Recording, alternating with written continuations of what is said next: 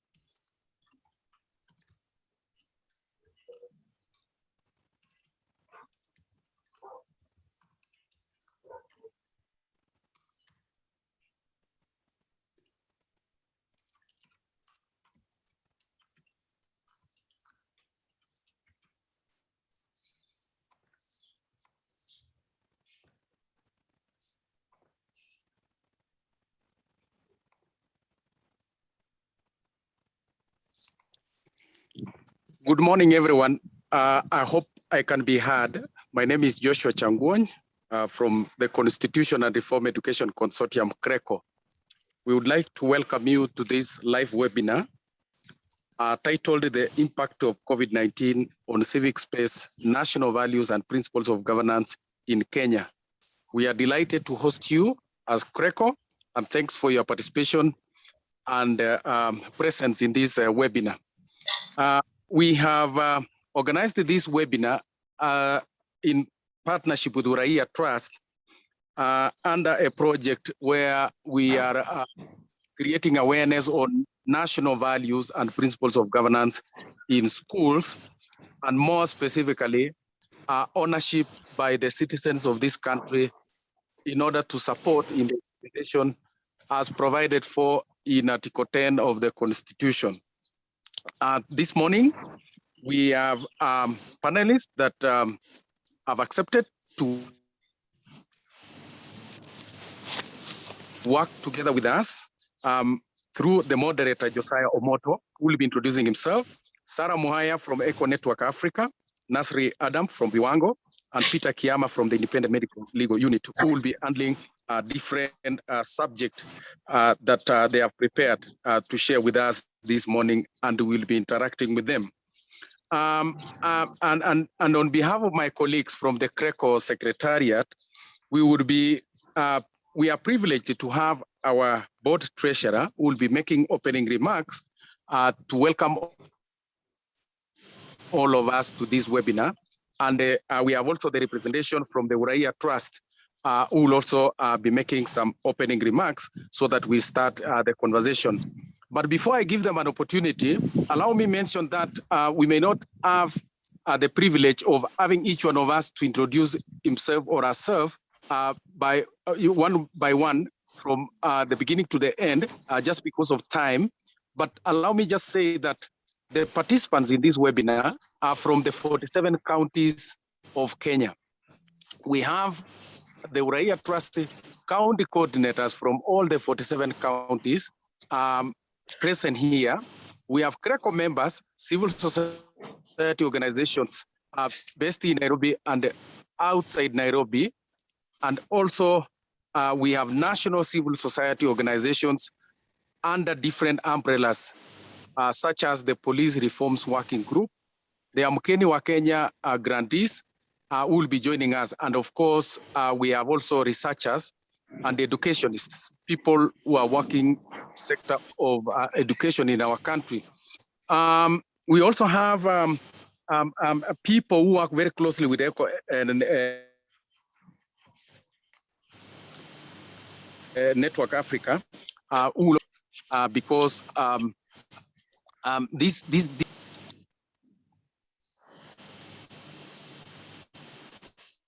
is not confined just to extended to other partnerships. So at this juncture, allow me welcome Karen Kasheri, who is the CRECO treasurer, to make opening remarks, and then we proceed from there. Welcome, Karen. Thank you very much, Joshua. Good morning, ladies and gentlemen. Good morning to you. Thank you. My name is Karen, as introduced by Mr. Joshua. I'm currently the Executive Director of Rural Community Development Agency, RCADA in Meru. And at the moment, I'm serving the role of a Treasurer for Parental Board of Management. Today, we are privileged to have all of you on board.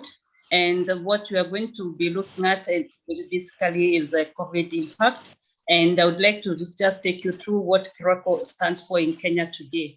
In Kenya, CRECO has become synonymous with civic education for constitution awareness and reforms, and particularly in civil society coordination. CRECO focuses on the provision of non-partisan and gender-balanced information and skills to empower citizens, especially those from the marginalized areas, including women and youth, to enable them participate effectively and efficiently in constitution implementation and reform processes. That contributes towards the creation of behavior and culture of the constitutionalism in Kenya. Our mission is to promote constitutionalism, democratic governance, and institutional development of civil society in Kenya. I wish to appreciate the trust and confidence that the CRECO membership has bestowed upon me through the board. It is against this backdrop that I, Karen, on behalf of CRECO board, take this opportunity to welcome you all to this webinar that seeks to inform discussions around the impact of COVID-19 on civic space, national values, and principles of governance in Kenya. We at CRECO are currently implementing the project Values and Ethos Education to promote accountability in Kenya. CRECO's Secretariat is undertaking a baseline survey to establish the status of uptake and practice of national values and ethos in 8 mapped primary schools in 4 counties in Nairobi. That's Nairobi, Kiambu, Machakos, and Kajiado. The study resonates to Article 10 of the Constitution of Kenya, 2010. We'd like to extend our gratitude to our Uraia Trust for the overwhelming support in ensuring that CRECO carries out this project. In this regard, I wish to appreciate all CRECO members and the Secretariat staff for their continued efforts in ensuring that CRECO delivers the highest levels of quality services, values to partnerships, and professionalism in our dealing with you as members, donor partners, and the general public who are our core target in the work we do. The goal of this particular webinar is to facilitate a space for reflection by citizens, civil society leaders, researchers, academicians, journalists, decision makers in the protection of civic space through uptake and ownership of national values and principles of governance in Kenya. This subject is of high relevance and importance, which is why I would like to take this opportunity to officially open this forum as I look forward to successful and fruitful discussion. Thank you everyone, and welcome on board. Thank you, Joshua. Thank you so much, Karen. Thank you so much, Karen, for those kind words and opening remarks on behalf of CRECO. At this juncture, allow me to welcome the representative from Uraia Trust, Moya Loi. I know you are with your other colleagues. You will also take the opportunity to introduce your other colleagues who are in the webinar. We are most welcome.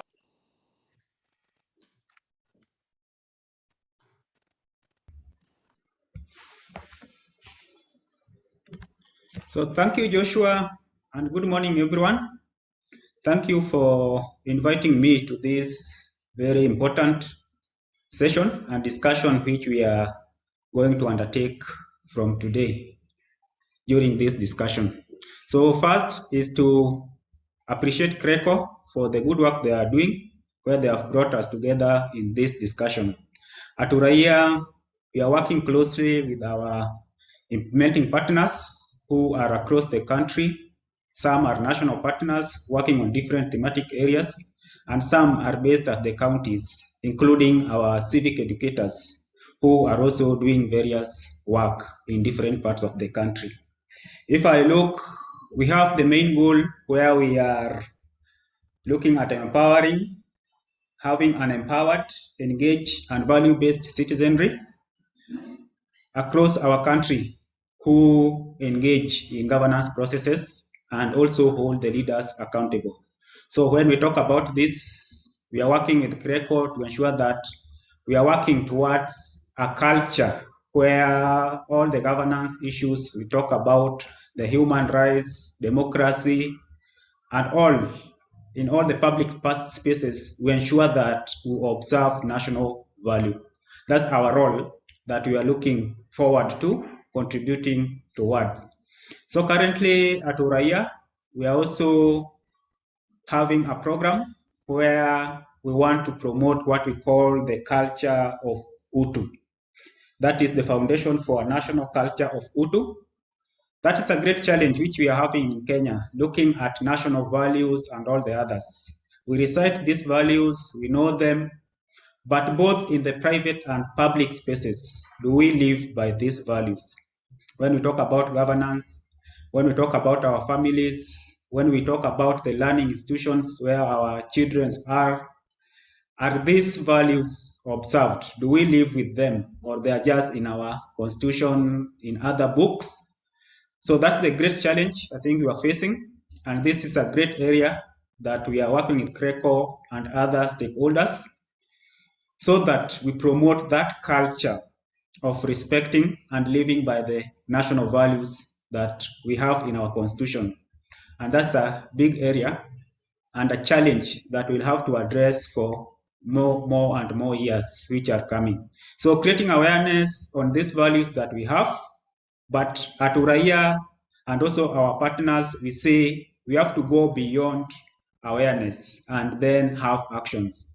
When we work with these stakeholders, we are now going to school. The implementing partners are working with citizens.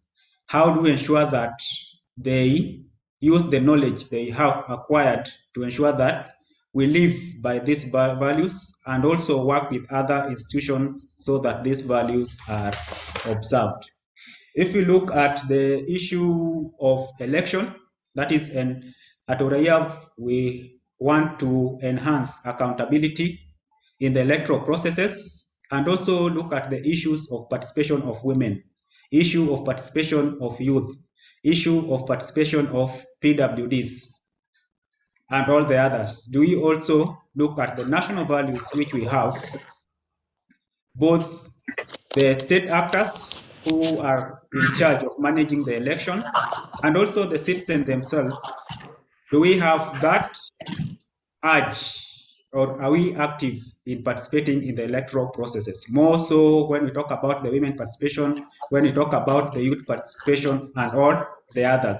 So do we ensure that there is accountability, there is that observing the national values when we have this responsibility? So citizens have to know this so that they can engage in these processes and also looking at the issue of national values. Then we look at the issue which are taking place in our schools. And that is why CRECO is targeting school. How do we work with the teachers and also the students or pupils in the higher institution of learning so that even in the school, there should be engagement platform where the students or the pupils are able to engage with the teachers and also the school management. If we look at values, how we bring up our children's parents themselves, what's the role of the parents in bringing the children, what's the role of the teacher, and also what is the role of school management in observing that we promote values in our institution of learning so that we don't see what we are seeing currently in our school. But this is a stakeholders platform and the role where each stakeholder should have a role to play to ensure that we promote these national values and we live by them. Then also we have the civic space, and when we talk about the civic space at Uraia, we talk about both the private and the public space where we have. How do we ensure that national values and also the principle of governance are observed by the citizens themselves and also the state actors who are in charge of the governance processes. When we are talking about the program we are working on or launching on UTU, we say the issue of national values start first with the individual, me, myself.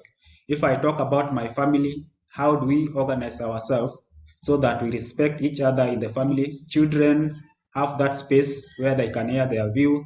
The parents have space and they listen to each other. Then we move to the community. How do we ensure that their engagement platform, which the communities can freely express their views without being targeted or being intimidated? Then the government itself, are there platforms where there are spaces for the citizens to engage with the relevant government authorities, where they speak freely and their issues can be addressed? So the issue of national value is broad, and as we work together with CRECO and other stakeholders, each stakeholder has a great role to play to advance and promote this national value. So I will like to end there and congratulate CRECO for the good work you are doing, and we'll continue working together with you and other implementing partners. We have also brought in the Department of National Values and Cohesion, which is a state actor. We are also working with NCIC. We are working with IBC, Office of Registrar of Political Party. So how do we ensure that all these state actors and also the civil society engage in these conversations and discussions on national value, how we can promote them and live by them? So thank you for organizing this meeting, and I'm looking forward to an interactive deliberation. Thank you. Thank you so much, Moi, for that elaborate description of the project and the support that is given by Uraia Trust to different partners, including CRECO. And we appreciate your presence and your other colleagues who may be in this webinar. With me in sorry, supporting Joshua. this, yes, please. I forgot. I don't know whether you told you me have to your colleagues introduce here. them. Yeah, so we have Zipporah. Zipporah, you can just introduce yourself. Good morning, everyone. My name is Zipporah Abaki. Thank you, Zipporah. Then we have John. Good morning, everyone. My name is John Kamandes, Civic Education Officer at Uraia, and congratulations, CRECO, for this convening. Thank you. Thank you. Moi, is there any other, or that is the end? No, that's the end. We are three of us, and So also much. Thank you for your presence. Let me also recognize the county coordinators, the Uraia county coordinators who are in the 47 counties. For those who have joined, so also feel welcome. Thank you. Thank you so much, Moi. Thank you. Thank you, Moi, for that kind of introduction of your colleagues and also on the subject that we are going to handle this morning. With me in this webinar to support the success of this webinar are my colleagues from the CRECO Secretariat, Boaz Mukoto, Grace Njoki, Elvin Aluda, and Sandrine Wambura. I know at some point they will have some opportunities to just interact with the conversation at some point. But allow me, without wasting much time, to now hand over the mantle to the moderator of this webinar. We were privileged to secure presence and participation of Josiah Omoto, who is a political scientist and has moderated both small and large-scale webinars in this country. And we look forward to his successful moderation of this webinar for the next 3 hours. Welcome, Josiah Omoto. Thank you very much, Asanteni Sana. The Constitution of Kenya is very, very rich in what we call the national values and principles. Actually, national values and principles are the centerpiece of the Constitution we enacted upon ourselves in the year 2010. It's not only in Article 10 of the Constitution on national values and principles, it populates the entire Constitution. So if you look, for example, at the chapter 4 on the Bill of Rights, chapter 5 on land and environment is about values and principles. There is a chapter 6 on leadership and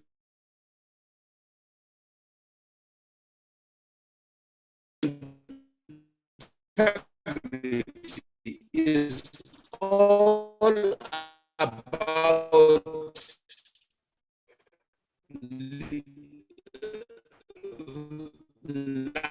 national values. Inakatika kama ni nini?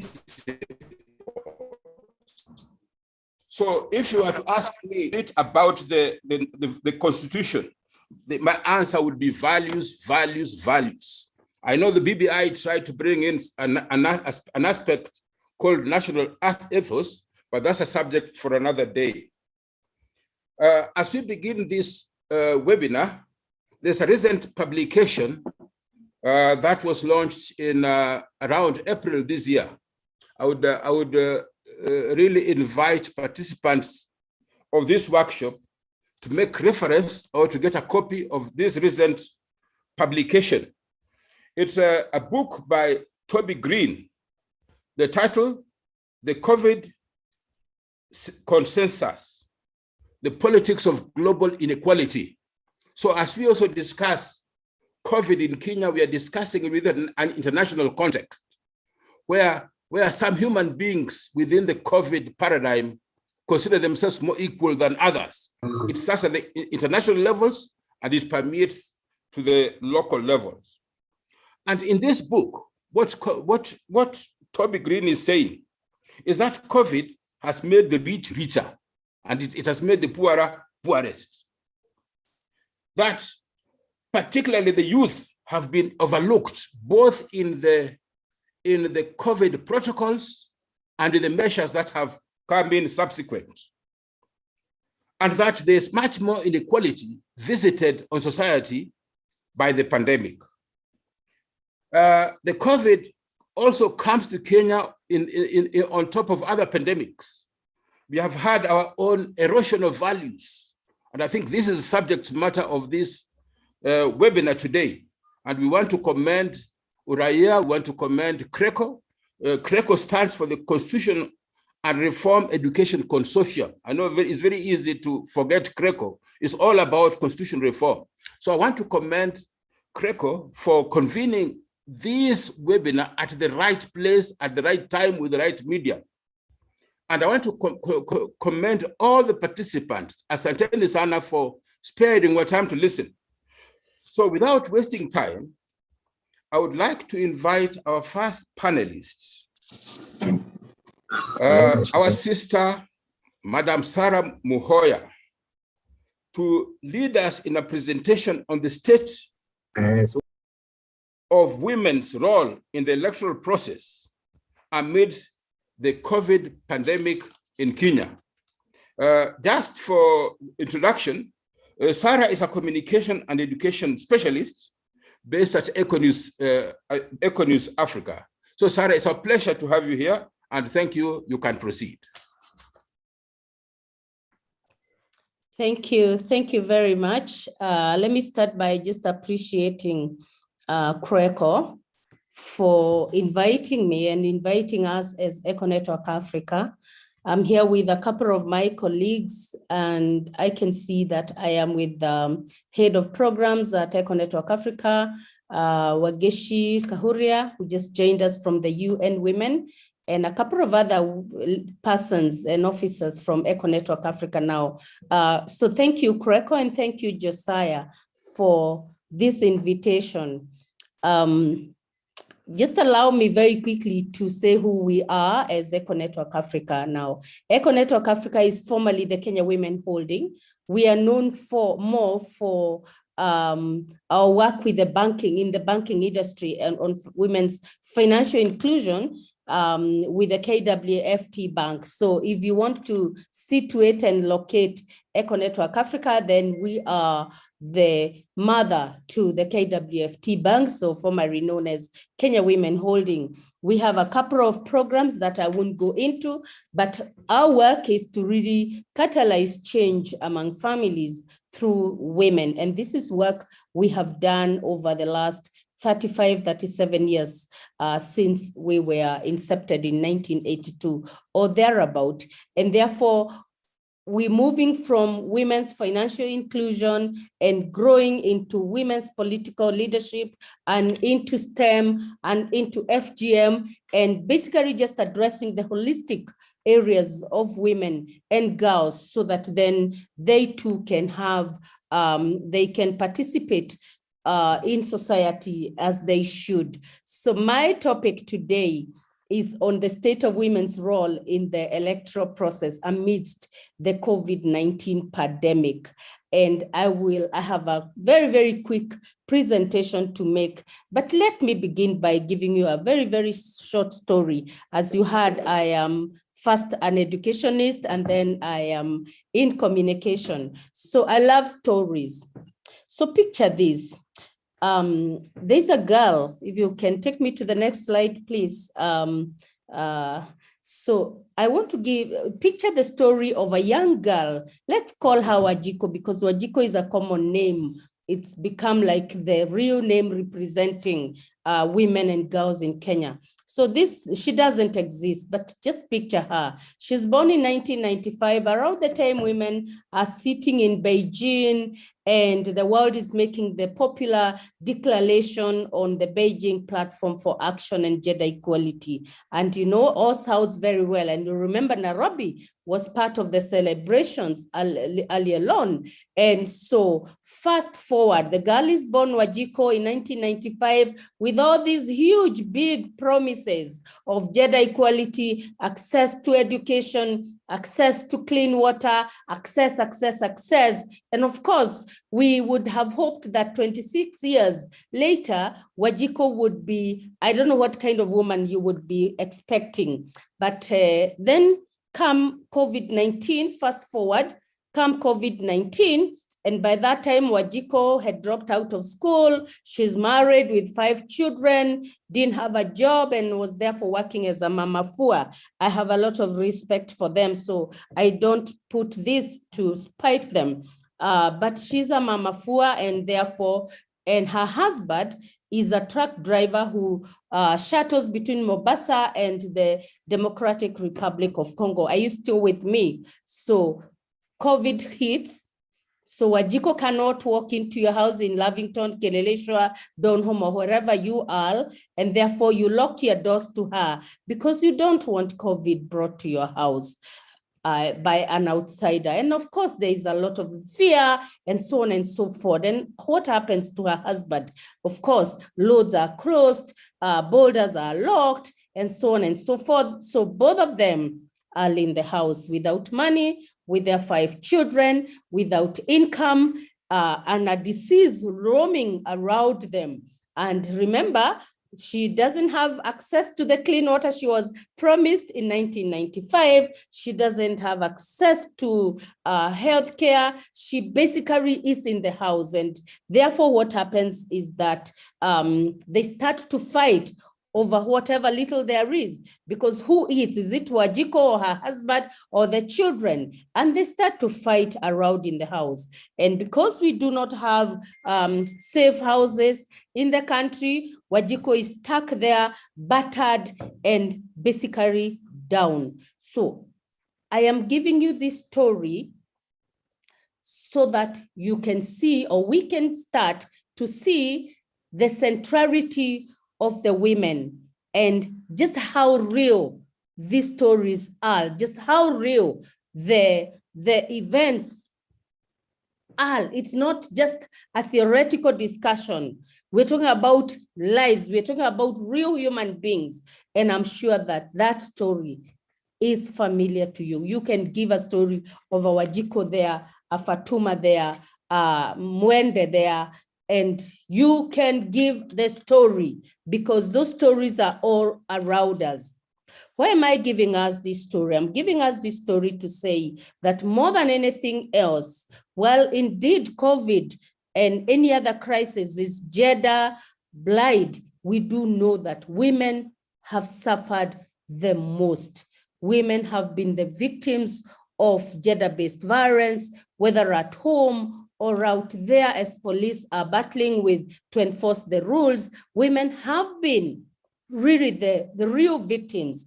We're the ones who've been carrying the burden of healthcare, taking care of sick people, the barriers, and God knows what. And therefore, it's been a very, very challenging time. And more than anything else, I think what COVID has done is to affirm the need for more women leaders in every sphere. And that has been documented. It's in research, it's in data, it's in books. The last 1 year, we've seen many, many reports on what could have been if countries were more gender-friendly, if countries had more women in leadership. What could have been different? And so I start by saying, ladies and gentlemen, that the women have really been the missing voices within this pandemic. The women leadership have been the missing link, and no wonder nations and the globe have suffered that much. And as I say that, I checked out a little bit. As COVID hit early last year, the first thing we did as a country was to put together a national emergency response committee on coronavirus, which had about 20 persons, if you remember, which was headed by the minister for the cabinet minister for health. And you will remember the other ministries that were in that committee. It was the Ministry of Defense, it was the Ministry of Transport, it was the Ministry of, it was the Council of Governors. And as you can hear, and if you start to unpack that committee, the number, just the number of women who were in that committee was very, very small.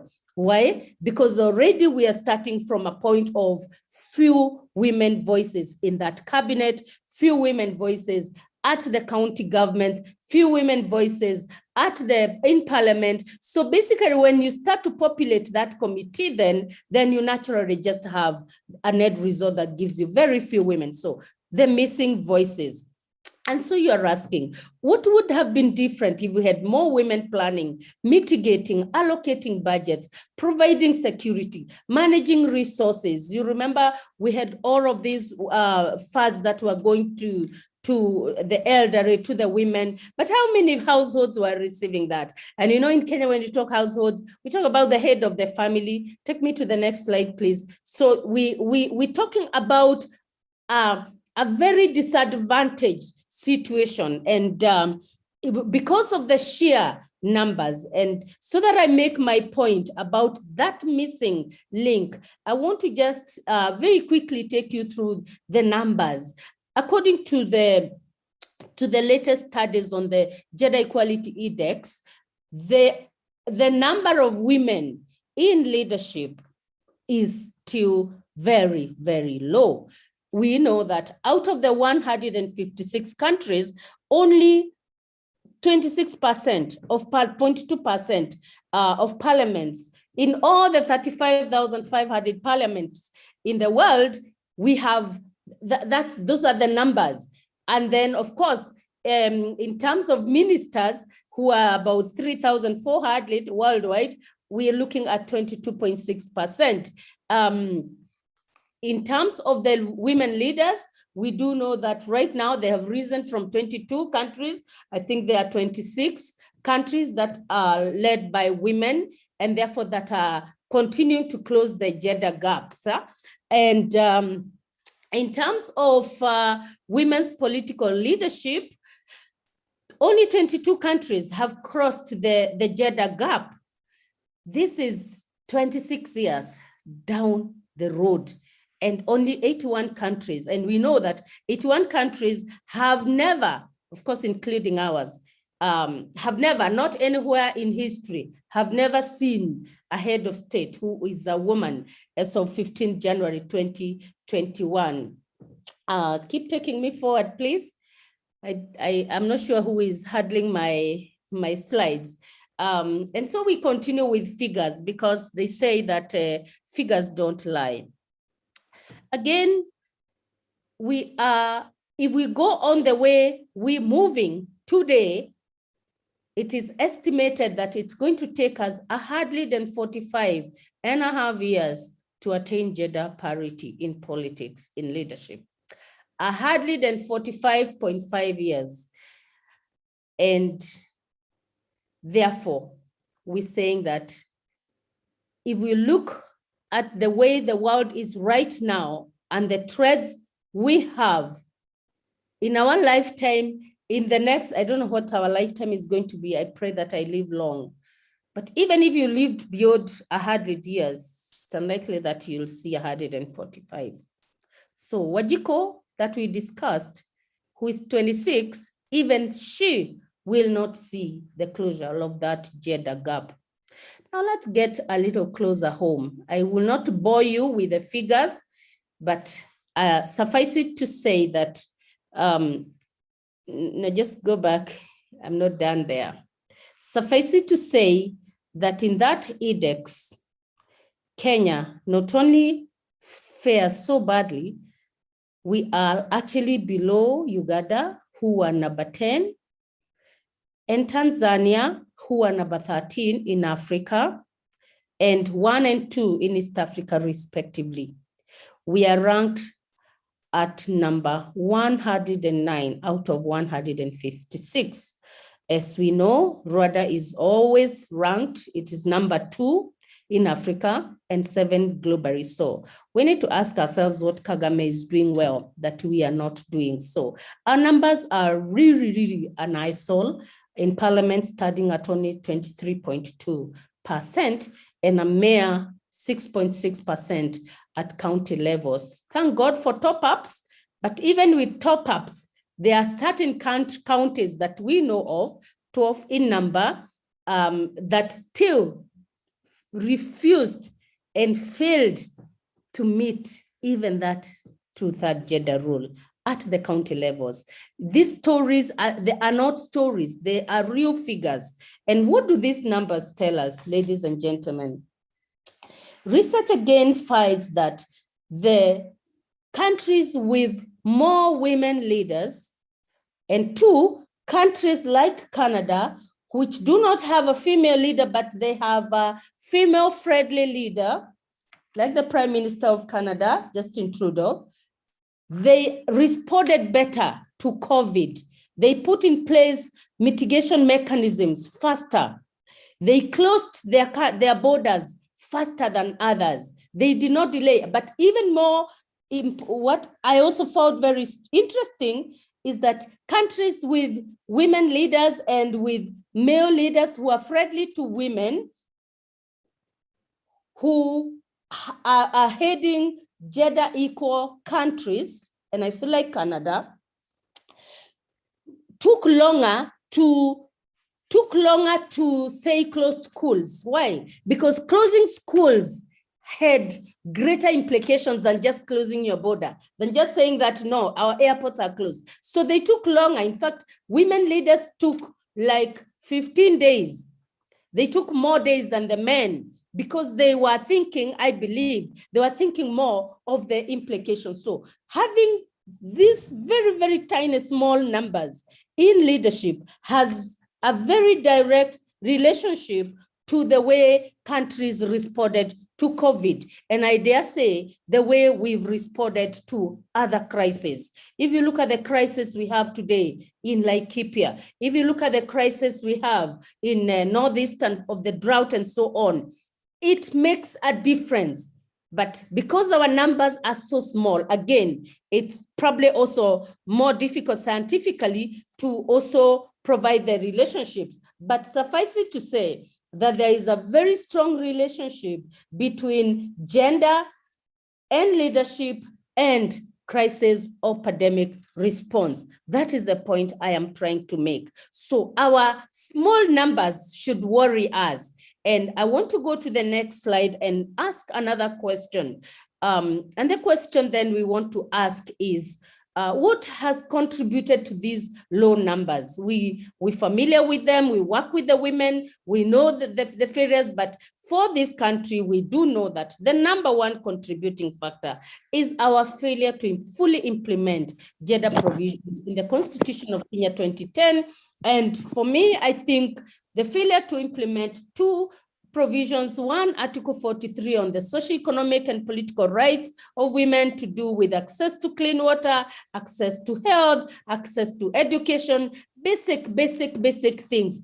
Article 43, whereas we talk about all the other articles, I think that our failure to fully implement those provisions have come in the way. And of course, number two, it is a failure to implement Article 27.3, read together with Article 81B and Article 100 of the Constitution in respect to women's representation. So our numbers continue to, I dare say, be an eyesore, to embarrass us, whereas we have such good provisions. So that failure is something, I don't know, would call it a failure, disregard, disrespect, impunity, whatever you want to call it, but it should really stick in our faces and it should make us walk with a stoop, because clearly in the global world, we truly should be very embarrassed. But number three, of course, as I said, the disrespect and disregard of the rule of law. So you have, you have impunity in implementing court orders. I mean, we do know that in fact, Parliament, the president was asked by the courts to dissolve Parliament. Has it happened? Your guess is as good as mine. We have the provisions of you shouldn't have this, you shouldn't have, no, but we won't implement. Josiah, I see the flag. And therefore, and the third thing is underrating the high cost of failure to elect women. We really don't think that there is a cost, and there is a cost. We need to get down to that cost. And again, it should stick in our face. And the next one is the lack of political will, which I will not unpack. And then, of course, the lack of a common voice by women leaders in the country. So those are some of the contributing factors. Take me to the next slide quickly. I see I'm running out of time. So help me by taking it. So how do we make gender equality a reality so that then we can respond better to crises, including the COVID-19 crisis, naturally flows, fully implement the 2/3 gender rule, as well as the Article 43, and respect the Constitution as it is. I think number two, I propose that we need to hold duty bearers to very, very serious account, including the government of the day, IEBC, ORPP, NCSC, political parties. All of those duty bearers need to be held into account very, very seriously, the way we did in the early 90s, which then led us to where we are with a good constitution. I think we also need to equip women with skills, especially campaigning skills, so that, and continuous education and training, so that we can increase the number of women running for political office, and therefore increase the number of women that are getting out of the other pipeline of the pipeline successfully, getting into various houses and into leadership. I think we also need to explore multiple ways of resourcing women so they can be in leadership. And here I will talk about the Democracy Trust Fund, which is one of the ways in which Eco Network Africa is exploring to motivate and to provide women to run successfully for political office. And here again, we want to thank Uraia, who have helped Eco Network Africa to institutionalize DTF, so that as I speak, we have at least 100 women running for political office through ways that are more diverse and a little different. I think we also need to guarantee the security of women candidates so that they feel safe and they feel secure. I also think we need to provide greater collaboration among actors upstream and downstream, and also change our tact. If what our approaches haven't worked in the years gone by, we need to change that tact. They say that Foley is doing the same thing over and over again, using the same formula and expecting different results. Ladies and gentlemen, we need to change tact. And then finally, we need to, I suggest, move from paper to action. These papers that we always develop, these good, huge plans we have, will not work until we move it to action. And finally, if I can move to the last slide, please quickly. I conclude by saying that we do need to nationalize the problem of women's representation beyond civil society. It needs to become a societal problem. And I don't know how we're going to do that, maybe through more massive civic education, maybe ensuring that we change our approaches to feminism and just using the language that our people understand, but also just ensuring that it is not our problem. Let us make it more demand-driven. Let us not just work on a rights-based approach. Rights, it is, because it is our right, but it is also a responsibility on the part of the society to ensure that girls and women participate fully in society. So it's not just a right. It's a right, yes, on one hand, but it is also a responsibility, and therefore we need to create a more demand-driven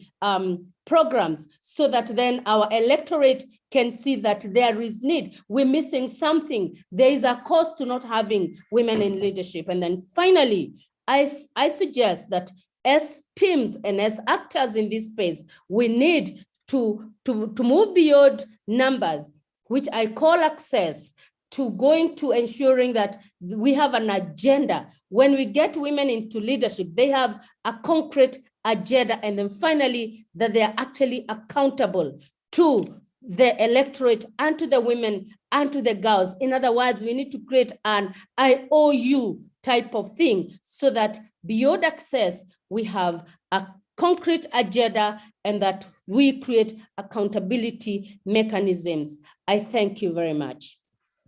Over to you. Thank you very much, Sarah. That is very rewarding, and I think thank you for the excellent presentation. I'm very touched by the story of Wanjiko, very touched, and two texts from your presentation.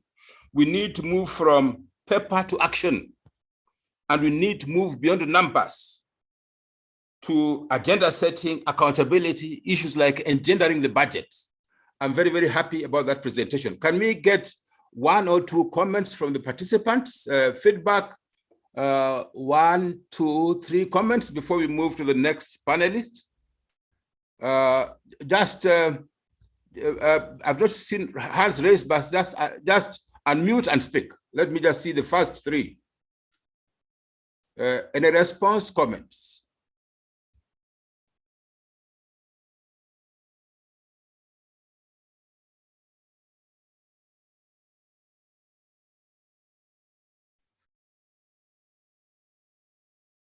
Response, comments from the participants.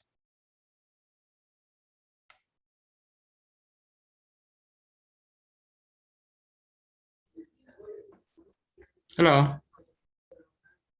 Proceed, Ken.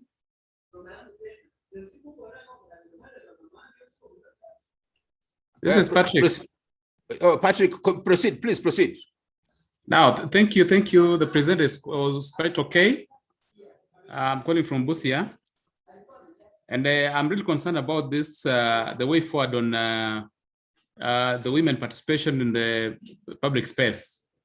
And the conclusion she made is that to nationalize the problem of women's presentation beyond civil society. It's well understood that the major women to women are women themselves. Going by the numbers we have in this country, women surpass men. I can't understand why women cannot take up these leadership responsibilities if they are supported and if they actually mean to transform this country and to raise the women voices. So I think she can elaborate on that. Thank you. Next, Kenyan. Yes, good morning, everyone. I thank the presenter for giving a very comprehensive presentation.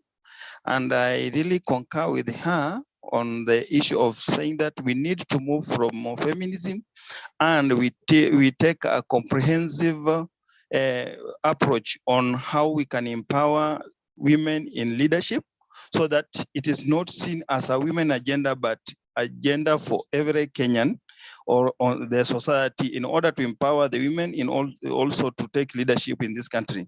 Going with the number they have, they can change how we are going to do our elections. And in fact, they are the ones who can determine who takes what in the society. Thank you very much. Thank you. Sarah, any response from Sarah? Thank you very much. I do want to, first of all, acknowledge all the positive comments that I am hearing, and the passion that is coming through. So let me make a quick response to my brother who says that women are their own enemies. You know, it is said that a lie can travel around the world as the truth is trying to put on its shoelaces. That is very true of that statement. Wherever we go in the country, we hear women are their own enemies. Let me tell you the fact. The fact is that our electorate is not averse to women's candidature. Our electorate does not hate women. Women don't even hate themselves. The challenge we have is that we have very few numbers of women who present themselves as candidates, and that you can check from all records. The most recent being the 2017 analysis done by, I believe it was FIDA and NDI, and they found out that the number of women who succeed, no, let me retract, the number of women candidates is almost as good as the number of women who succeed. And it is not that there are more, it is only that there are more men who present their candidature. Therefore, our challenge is to ensure that, as I have said, we have more women in the race. Therefore, we will get a greater number at the end of the pipeline. Otherwise, our electorate do not hate women. They actually elect as many women as men who run for political office. That is the real challenge. And I think the other comment was a comment which I acknowledge, and yes, I think we do need to make sure that this problem moves from being the civil society, women's rights problems to becoming a national problem. You know, until HIV and AIDS became a problem for all, it was never resolved. But when it became a problem for everybody, ARVs were made available. There was greater care for people suffering, you know, living with HIV and AIDS. There was less stigma. So we need to figure ways of getting this out of our chests so that it is a shared problem by all. And the whole country, the society, needs to see what it costs for us not to have women in leadership. I thank you. Thank you very much, Sarah. Very, very positive feedback from the participants. I have one which is representative of all, from Marceline Nyambala, the daughter of Mwalimu Nyambala. She says, this is a great presentation. Thank you, Sarah. And there are quite a number of comments from participants asking for a copy of your presentation. And I think you have got an assurance from Joshua that it shall be shared. So thank you very, very much. Now, I wish we could clap, but let me clap on behalf of all the participants, because I'm the only one who is unmuted. We now go to the second panelist. I call him my brother Ndugu Peter Kiama, the Executive Director of IMLU. 25 years in governance and human rights. Peter, I only preceded by 5 years, but welcome to our sector. So you are our followers in the sector. Welcome. Now, this is very interesting. Peter Kiama has a ringtone. Let me read his ringtone. It's the little things that men do that makes a difference. For Gor Mahia fans here, Peter Kiama is an ardent Kogalo Damu. I'm not a fan, but I think great to hear that for Kogalo fans. Now, the presentation that Peter will lead us on is on the current hot potato, the school in discipline. So without wasting time, we want to invite Peter to proceed for the next 20 minutes in this particular subject matter. Welcome, Peter. Karibu. Thank you very much, my brother, Josiah. And thanks, Sarah, for starting us off on a very high note with a lot of energy and passion about the topic and about what needs to be done. Thank you very much. I thank Greco for inviting me to animate this discussion. As we explore avenues of implementing our national values and principles of governance in various sectors.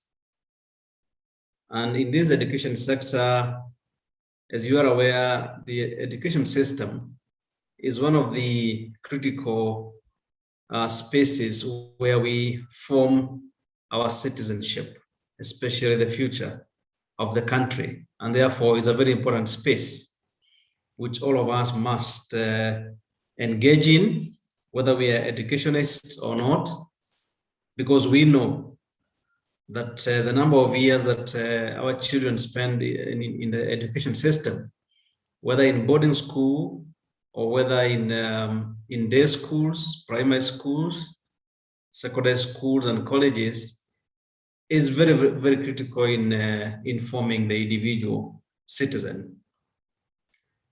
So having said that, I would like to proceed and start by giving two case studies, because we are talking about indiscipline, violence, that we are saying might not be or are not in line with our national values and principles of governance. And I'd like to go back to 1983. This is during the KANU days, and where we had a different education system. And in this particular case study, you find students in this provincial secondary school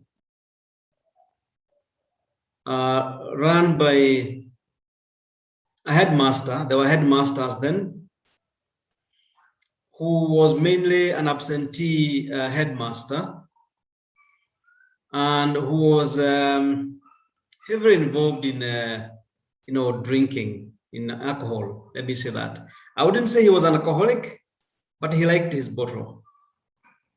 So he was mainly absent, and many things happened. And the students in this particular school discovered that their situation was deteriorating by the day. They began discovering they were the best in hockey in the province, but also nationally. And they began to discover that the hockey team was missing very important equipment, the hockey sticks, the uniform, and other things, including the playing field was getting worse and worse. It was a Maram playing field, the hockey pitch, and other aspects. And so the students decided what we are going to do in this particular instance is we are going to boycott preps this one evening. And they went to the field and sat in the field at exactly the time for preps to start. So there was this go-slow. They sat there and decided they're not going to go to preps. And of course, the school teacher on duty alerted the absentee headmaster, who then alerted the local OCS, the police station, and the local OCS sends in the police in full riot gear. And the students are dispersed at night, and they run helter-skelter outside through the gate over the fence, and they spend the night in the neighboring farms and in the maize plantations. And that's the way the school handled that particular incident. So the following day, the students walked back very tired, very hungry, very cold, and forgot about the strike. And a parade was held, and a warning was issued, and things continued. But along the way, the students discovered this thing was not going away, so they decided, a few students now, especially 2 students in that school, decided they are going to use art. They are going to use very covert means. And so there was one cartoonist and one who was very good in text. And so the cartoonist would draw things, describing the problems and the solutions they wanted. And the guy very good with words would do the captions and would sneak in the wee hours of the morning and paste it on the notice board. And the headmaster tried to investigate. They could never get these 2 guys. But through that communication over a period of 3 months, a whole term, we began to see changes in the school situation in that particular case study. Now, you can guess what was happening between the students and the administration in that particular case study. We move forward to 1987, sorry, another case study. Now, this particular case study, you have this particular head teacher. Again, it's a secondary school. This was a mixed secondary school, another provincial school, with, of course, O levels and A levels. And the O levels decide that because this headmaster, who they were calling Bokassa, you remember Emperor Bokassa of Central African Republic, I think. So he was nicknamed Bokassa because of his ruthlessness. He used force at every instant. And so the students decided, because of the grievances they had, and because they could not be able to resolve these matters with the dictator, they decided they are going to go on strike. And the strike was led by the Form 4s. And the symptom that they were looking at... Sorry? Hello? Is somebody asking a question? So let me proceed. So the Form 4s wanted to lead the strike. Now, the trigger for this particular strike was that this dictator had said nobody is going to go home at the end of the Form 4s and Form 6 would go home with they would go home without their leaving certificate, because the head teacher would wait until the exam results, and what would be written on your leaving certificate would be based on your final result, the national exams. And so there was a riot around it. And so the Form 6 class realized this was going to negatively affect their study. And they caucused and said, why don't we go and communicate this issue and see whether it can be resolved without a strike and without us going home. And so they asked themselves, who can we talk to within the administration or within the teaching fraternity? And there was this guidance and counseling teacher who had a very high level of trust within the student community. And so a delegation of 5 students were sent in this particular case to go and confide in the guidance and counseling teacher about the strike. So they went to the teacher and said, Mwalimu, we would like to confide in you, but we want to know whether we can trust our lives on you. And the teacher said, no, there's no way I can guarantee that unless I know what you're talking about. So they said, okay, fine, we trust you, we'll tell you. And they said, we there's a strike being organized, and the strike is for this particular week. Are you able to address these issues, present them to the headmaster, and the headmaster addresses them to avoid the strike? And this particular teacher was very shocked by the confidence that these guys had on him. And also he had no choice. And he said, no, I can't promise anything. I'll go and talk to the headmaster, but I can't guarantee you anything. The only thing I'll guarantee you is I won't tell who told me. And so he went.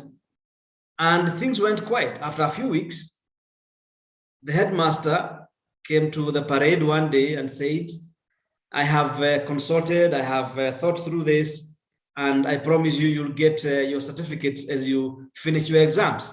And that averted the strike. Now let's go to the next one. And therefore you can see in 1987, in that particular case study, you can guess what was happening there. 2021, the school violence we are seeing, I have two examples. One example, this is a pure day school established way back in the 60s. These students, last week, Form 4 students, very early in the morning, went by the petrol station, bought petrol, and poured the petrol in all the classrooms. And what was remaining was just to strike the match and burn down the whole school. That's a day school. When they were asked by the board of management of the board of governors exactly why, they had no reason. There's no grievance expressed. And so the board of governors thought this was just a copycat thing. Another neighboring school in the same county, mixed gender, mixed school, 850 students, 150 boarders. The boarders send the day guys to go and buy petrol and bring in the morning. Again, the BOG met and asked, what's the issue? We want to address the issues. Again, no issues at all. Let's proceed. And I'm sure across the counties for the participants here, you have similar examples or different examples about the situations you have faced. I'd like to speak quickly to the national values, which all of you are familiar with, so I don't want to dwell too much on this. And you can see there highlighted in the first set of national values and principles is patriotism, national unity, the sharing and devolution of power, the rule of law, democracy and the participation of the people. Let's move on. It's just reminding ourselves. Then you have the second set under B, which is human dignity. Under that, I highlighted human dignity because I thought most of the others were almost speaking to that. If you look at the human being, the human person, regardless of gender or situation in society, as Sarah was explaining there, human dignity, the human being is all about this holistic approach to our regard to human being. Let's go to the next one. Good governance again, issues of integrity, transparency, accountability, and the last set is sustainable development. And I would like also to bring on board chapter 4 of our constitution, Bill of Rights, and underline the right to education, but also other rights that cut across and that where these values and principles apply. Let's move on. So I'd like to, the question I'm supposed to address is, are national values implemented in schools in Kenya? And I want to give a few examples, and I'm using the Education Act number 3 of 2021, but also TSC Act 2012 as the main ones that I used to govern the basic education sector, because I don't want to speak to universities and colleges now. I want to focus on the basic education sector, subsector. If you look at those two laws, you'll find that the two laws have clearly spelled out what is a syllabus and what is contained in a syllabus and how that should be managed. And in the syllabus, you'll find civic education is there. You'll find human rights education is there. You'll also find the issues of the responsibilities of citizens and ethics is in the syllabus, among other subjects and content there that I don't want to speak to because it's not of immediate importance. This particular session. Is somebody being arrested? Then you'll find on the issue of the principle of public participation, you find that the school system has provided for spaces for students to express themselves, either in drama or music or student leadership. Now you have students electing their leaders, unlike before, where the principals and teachers would appoint without any consultation with the student community. And what you find in most schools nowadays is that even though the students have the right and the chance to elect their leaders or their prefects, it's mainly guided democracy, as they call it in some of the schools. So that there are names that might appear on the list, but they will be removed for particular reasons by the school management. The other one is some principals and head teachers have become very innovative, that they've even gone to the spirit of the Constitution and the spirit of the law, and organized kamukunjis where they say today is the principal's day. We have a meal together and we talk with each other very openly, and that has really helped in some of the schools as platforms to air grievances, and for the principals also to be able to understand the level of satisfaction within the student community. Let's proceed.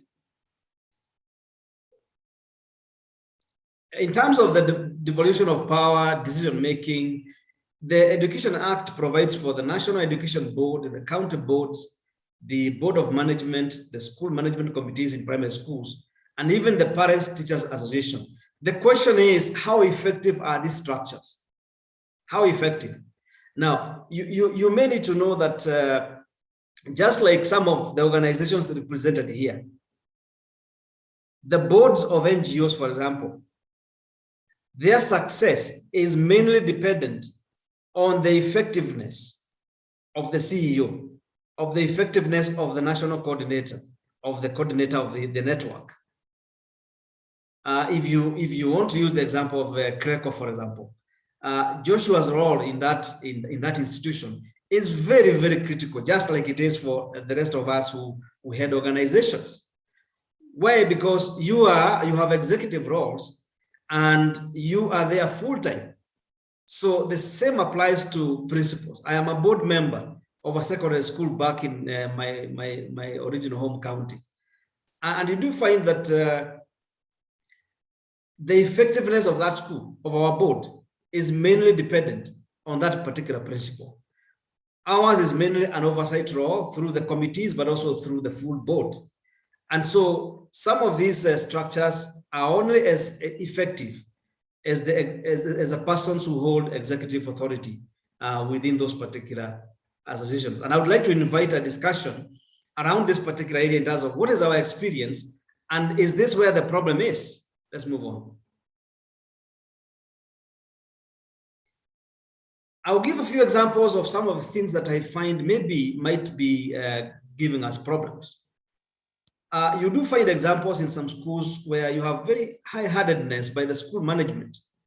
There was one national school where a new principal is appointed, a very well-performing school, I think within the Rift Valley recently, where the principal is appointed and the principal closes down the school kiosk, removes so many things from the menu in terms of what students used to enjoy, not the food menu itself, but what the options students had within the school life, and the students, and the principal also became very, what would I say? Maybe very impolite. I'm trying to be very polite here to the workers, the non-teaching staff, to a point where this particular principal slapped one of the non-teaching staff in front of the students. And the students basically boycotted, and it became a big thing, and she had to be removed. There's also the issue of locking out grievances, not giving students the space to air their views. There's also the whole issue of inadequate parental involvement and participation in schools governance, even though we know that even below the board of governors, you have parents participating in the PTA, but also parents forming committees to support the class, the particular class where their students are in. And that's also a space where this support should come through. But in most cases, you find decisions being imposed. For example, the level of school fees and other things that are being requested. Parents are not very well represented. So grievance also begins to develop within the parents' community, and that somehow finds its way to the students as well. There are also cases of transparency in the use of school resources, which we have seen. And I will tell you, being a board member and being involved in one or two schools, I'll tell you that the education system has a lot of financial resources if used properly, even without increasing school fees. And that we can discuss maybe another day, because today is not about school fees. But there's a need for board of governors to look into this particular issue, because it raises grievances within student community. Let's proceed. Now, the question is the current indiscipline caused by lack of implementation of national values and principles in Kenyan schools? I would like to say that I have no objective answer, because I believe in working with facts, at hand. And therefore, a research into this particular problem would maybe give us a better answer. But let me give you a few probable causes. One of them, I think, is indiscipline from home. And I think some of us parents were shocked during COVID-19 lockdown last year. And I would like to hear your experiences as I share mine in terms of that particular period of lockdown, giving us a golden opportunity to know our children once again. I think most of us didn't know our children. We had individuals within the homestead, but I think we didn't know who they were. And that really helped us. We were able to discover things and get shocked by things we discovered about our children. I think there's a big problem in discipline from home.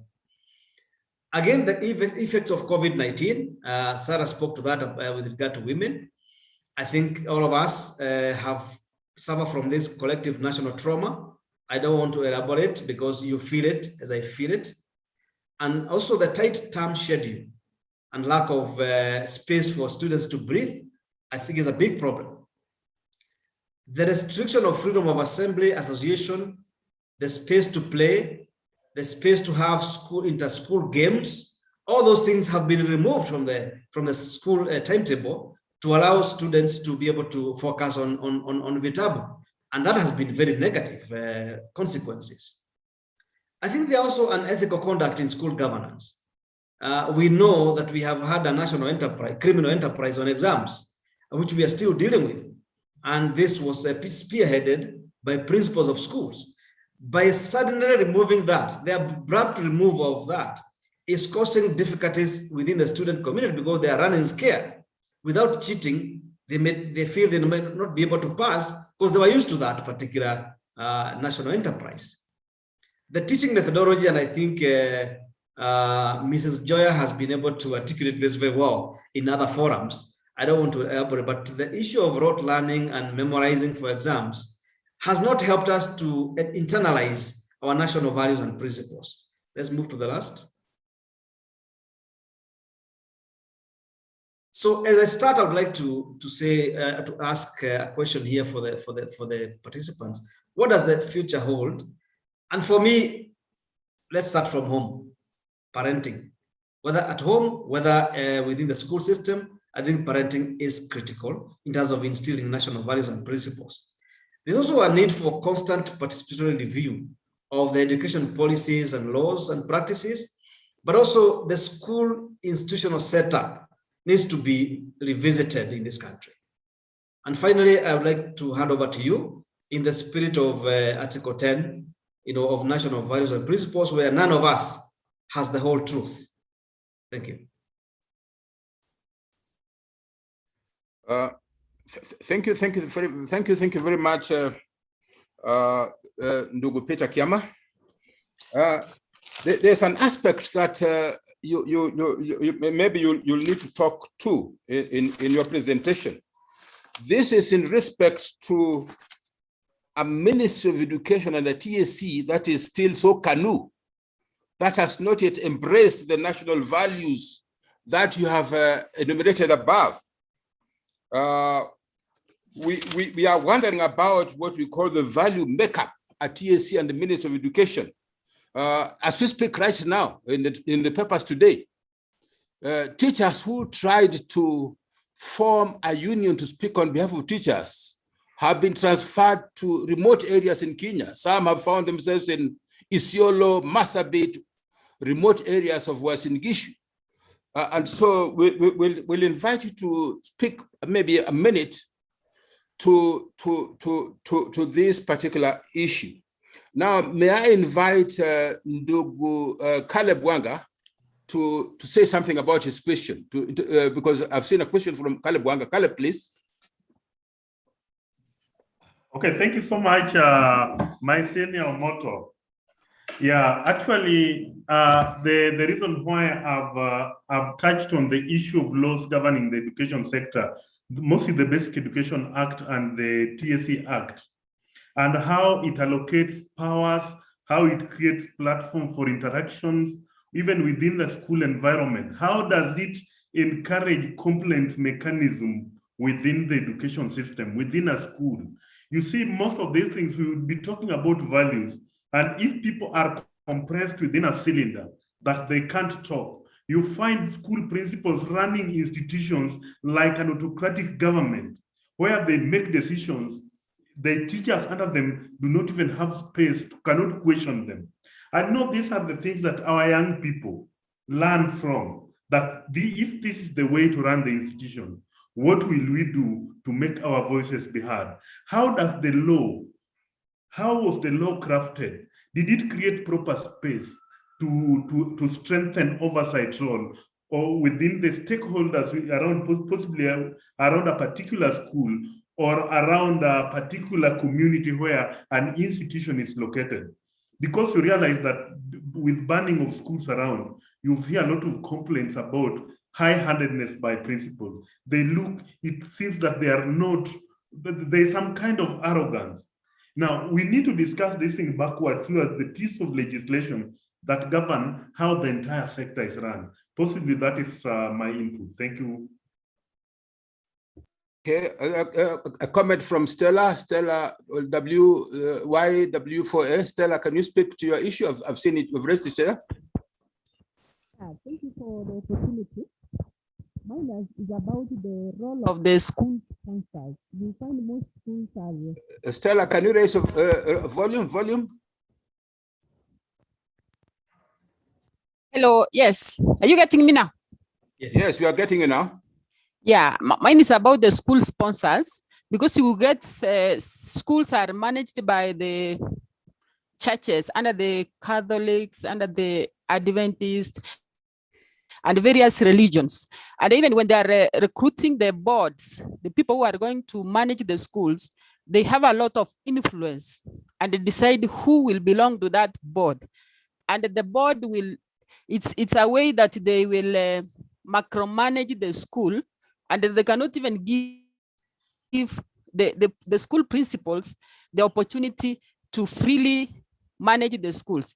And I think that one also contributes to the unrest which we are now experiencing in the schools.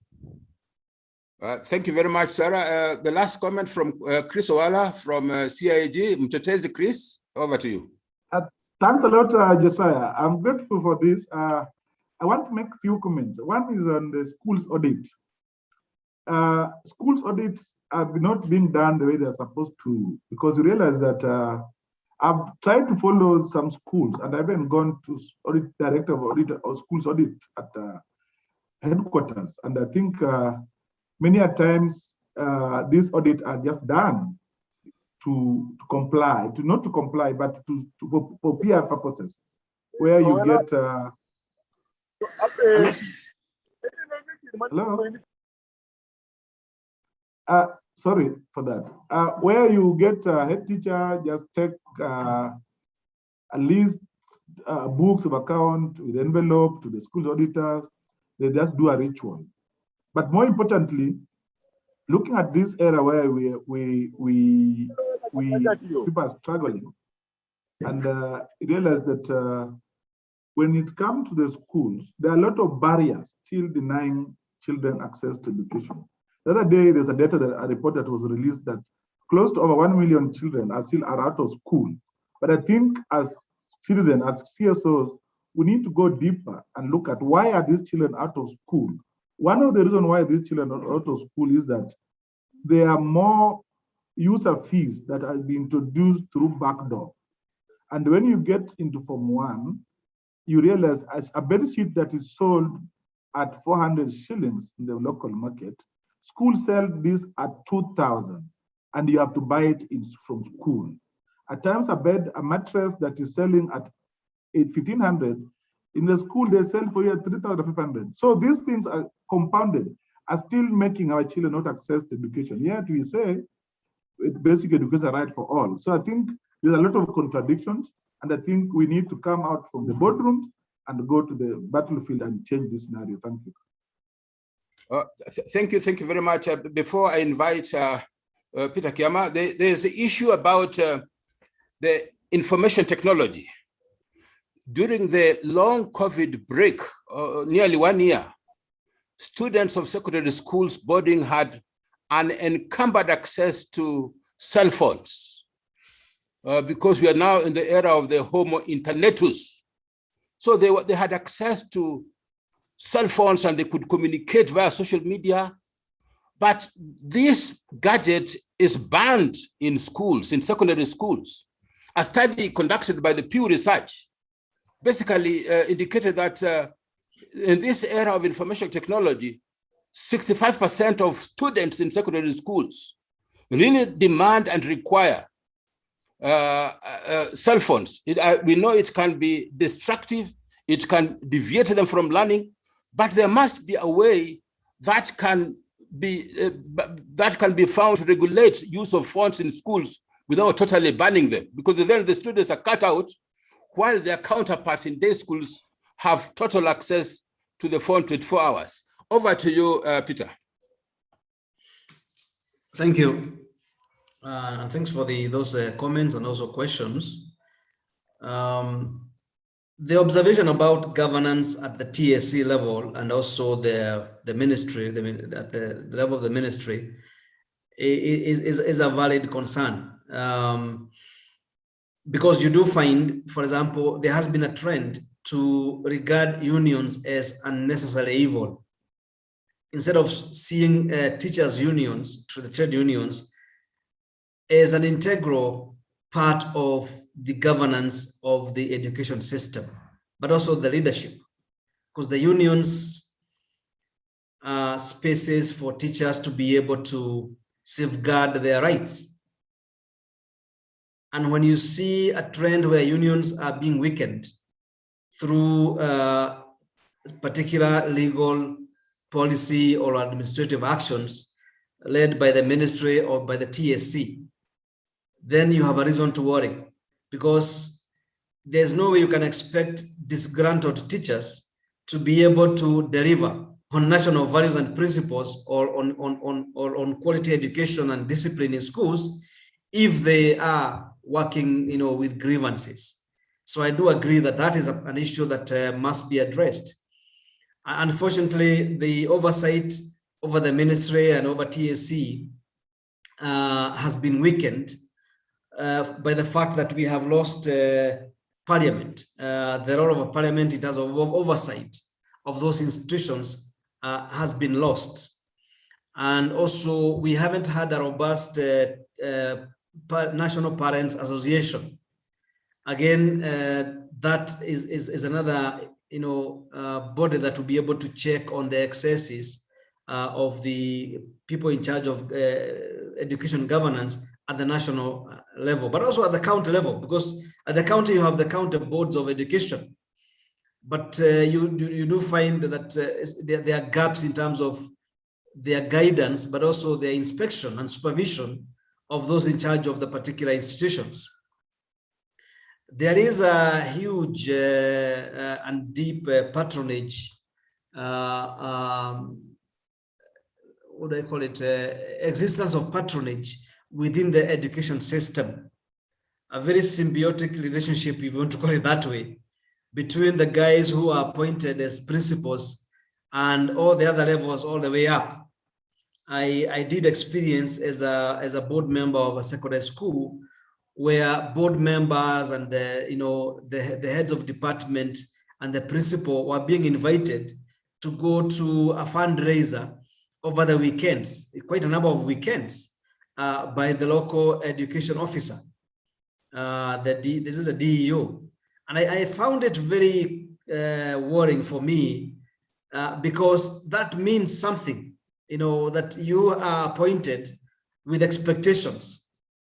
Even your name appearing on the board, there are expectations. And we really discouraged that because we could see the head teacher was absent from school quite a number of times over the weekend.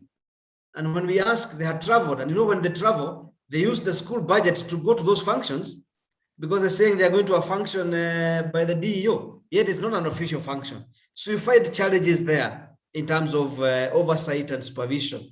And that's an area that needs to be checked before we can blame the students in what they're doing.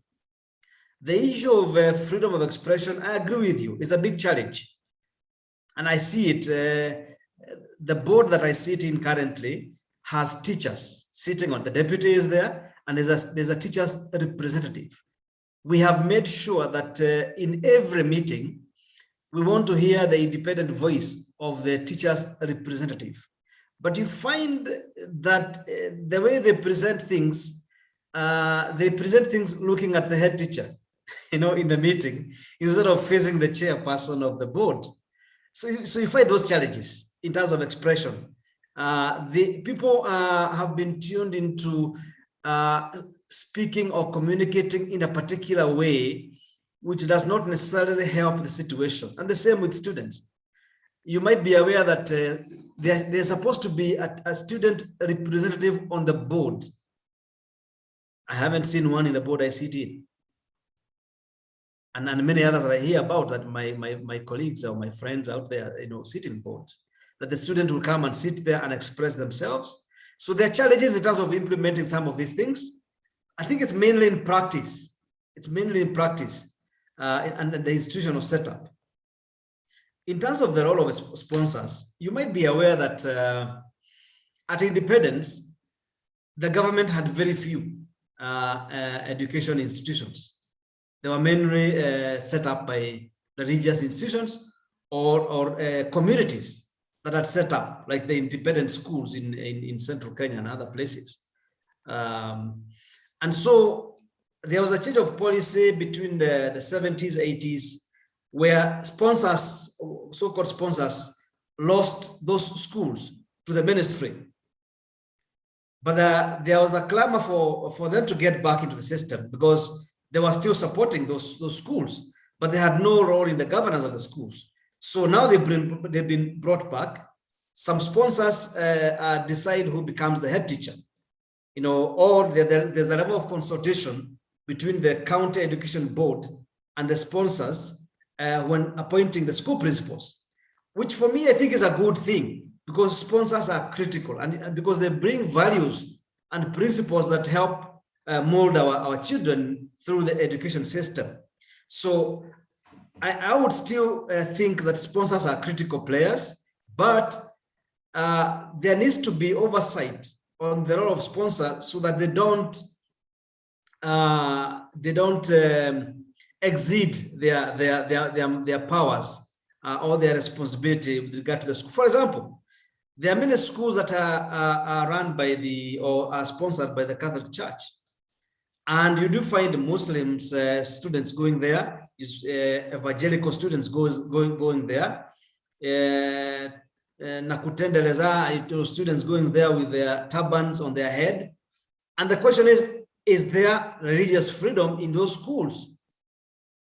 You have Muslim sponsored schools. Are Christian students allowed to practice their religion in those schools? Those are critical issues that must be addressed, because I know they have caused problems. They have caused violence in some schools. You find some Protestant sponsored schools where Catholic students cannot go for mass. Yet that's a critical component of their faith and their journey of faith. And they have a right to ask and to demand for that right. So yes, sponsors bring values and principles that are useful, but they also, there needs to be oversight around, so they don't go overboard around these issues. So I wouldn't say that sponsors are causing the violence and the chaos, but we need to examine their role vis-a-vis the current situation.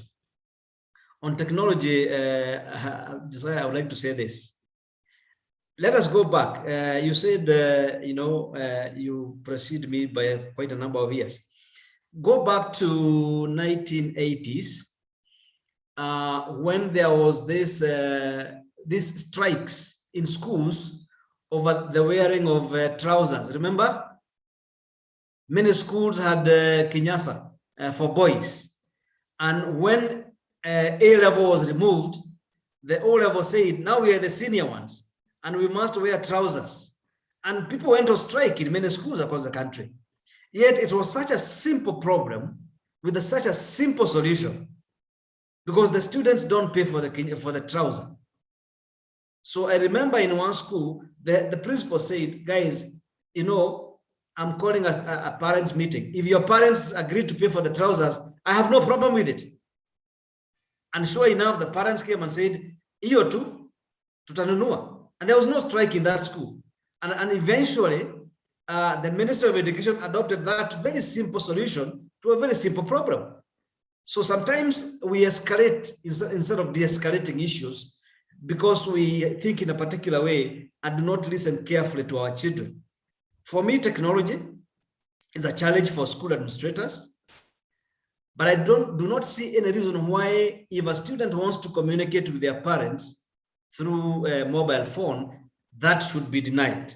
I think it should be allowed, as long as the person they are calling has been declared as a parent, in the school record, so that it's clear that who students are communicating with.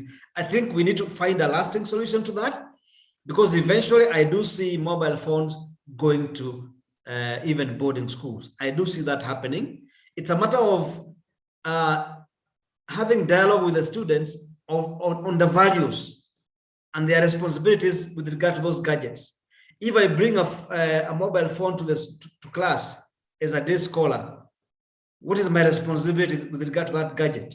It's not whether I should have it. It is how I should use it. So I do think there's a valid point there in having dialogue with the students around technology and how it can be responsibly used. Thank you. Thank you very, very much. We're still getting comments. Thank you very much, Peter. And it's great. You are at IMLU, but I think because of exposure in the schools, you really have come out as a great resource person in school governance. Let the discussion continue, and I hope through CRECO, these insights will reach the walls of the Ministry of Education. Thank you very much. Well received, and it's always a pleasure to listen to you. Thank you very much. I hope you'll share your presentation. Yeah, any other comments? No, I just want to say that my first job was as a teacher. So it's great to hear that, and thank you very much for bringing the example of the short trouser. When we were at Upper Hill, we were really harassed and beaten for wearing long trousers after school. But thank you very much. I think we need Democrats like you in the education sector. Now, our next presenter needs no introduction. A lawyer, a governance resource person, currently the head of programs at Viwango. Nasri, you'll tell us what Viwango stands for. A specialist on matters humanitarian law. So it is my pleasure at this particular moment to invite our sister Nasri Adam. Nasri, karibu. Thank you very much, Joshua, for that introduction. And thank you everybody who's joined using the Zoom link and who may be watching us online on YouTube. And also thank you to those who came before me. Thank you very much, Sarah, and thank you very much, Peter. I hope to live up to those really comprehensive presentations that you've just made. My name is Nasri Adam. I'm the head of programs and operations for Viwango. Viwango is the accrediting body for civil society organizations in Kenya. We're the only organization that does that in Kenya. And we do that through having organizations meet a set of standards and a code of practice, which we evaluate and then provide each organization with a certification level. And this is meant to bring up the quality of work within the sector in terms of our own internal capacities to promote transparency and, of course, accountability, which has been a recurring theme in many ways and in many spaces and conversations that we've been having in the not-for-profit sector for several years. We are here today jointly with CRECO. CRECO actually sits on our board and is a founding member of Viwango. So as we sit here, they are really champions of expansion and protection and the safeguarding of civic space. So I'm going to be switching gears a bit with my presentation, which will be on the advocacy on civic space and the society's role in civil society role in promoting and implementation of the national values and principles of governance. If you do have any questions in the course of the presentation, please feel free to put them in the chat box and we'll be getting to them at the end of the presentation. We can start to the next slide. Thank you. So in terms of just setting the stage, civil society has been widely recognized as an essential third-party sector. Its strength can have positive influence on the state and even the marketplace as well. So it's seen as an increasingly important agent for change, for promoting good governance, transparency, effectiveness, responsiveness, and accountability. We can go to the next slide. And the role, obviously, of civil society, I mean, as we sit here, a lot of us represent civil society in itself in Kenya. We do know that we are about articulating the voice of citizens, where perhaps those demands that the citizens may have are not properly heard or even articulated in a way that those who have power or in a position of power, in a position to do something to change it, are able to listen effectively. We are there when state policies and programs are not being sufficiently addressed or meeting the needs of those most vulnerable and marginalized in our communities. Civil society also bridge the gap in terms of representing the interests of different groups and engage in the defending of rights of those in our who may suffer social inclusion, whether it's around being differently abled, whether it's around ageism, racism, and all these other factors. So we think, sorry, just go back to the previous slide. So we certainly ensure that we think that the civil society organizations continue and will continue for a long time to come, be that bridge between what government does and what it cannot sometimes do, and to expand the reach of government and strengthen some of those public that ought to be public resources or public services, or even sometimes even in collaboration with private sector, bringing in some enhanced level of services or provision of information to wider communities. So therefore, civil society organizations are seen to improve accountability, especially when it comes to governments, states, and state relationships, because we are constantly pushing back, constantly asking questions in a way that is not meant to make us seem unfriendly to government, which often is a huge feedback for us is, oh, you know, you're always criticizing, but it's just about bringing to the attention what is happening and hopefully providing a space and an audience where some of those issues can be tackled in a better way. You can go to the next slide, please.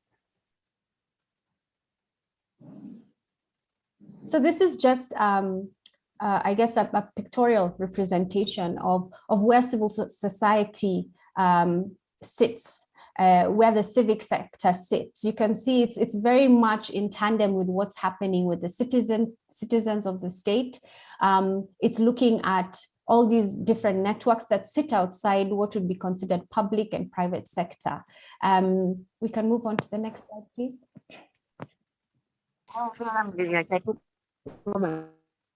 And that delineation between state and non-state actors is that little space, not little, I take that back, big space where civil society actually sits.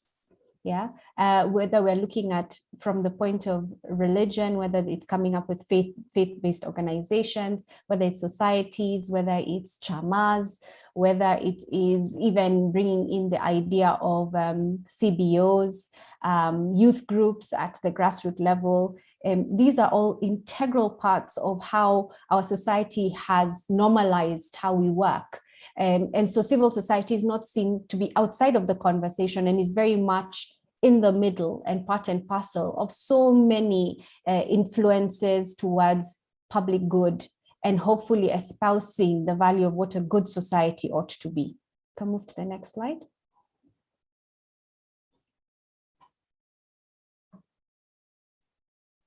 And so we know what civil society organizations do, we know who they are and where they sit in the grand scheme of the conversations that we are having.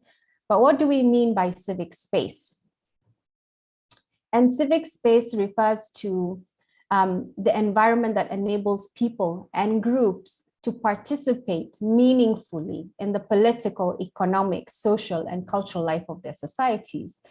And while states may shape the legal and policy space within which people express views, assemble, associate, and engage in dialogue with one another and with authorities with regard to issues that affect their lives, civil society actors come into the conversation to express themselves a lot more freely in full and to allow for scrutiny to happen and effect change peacefully and effectively.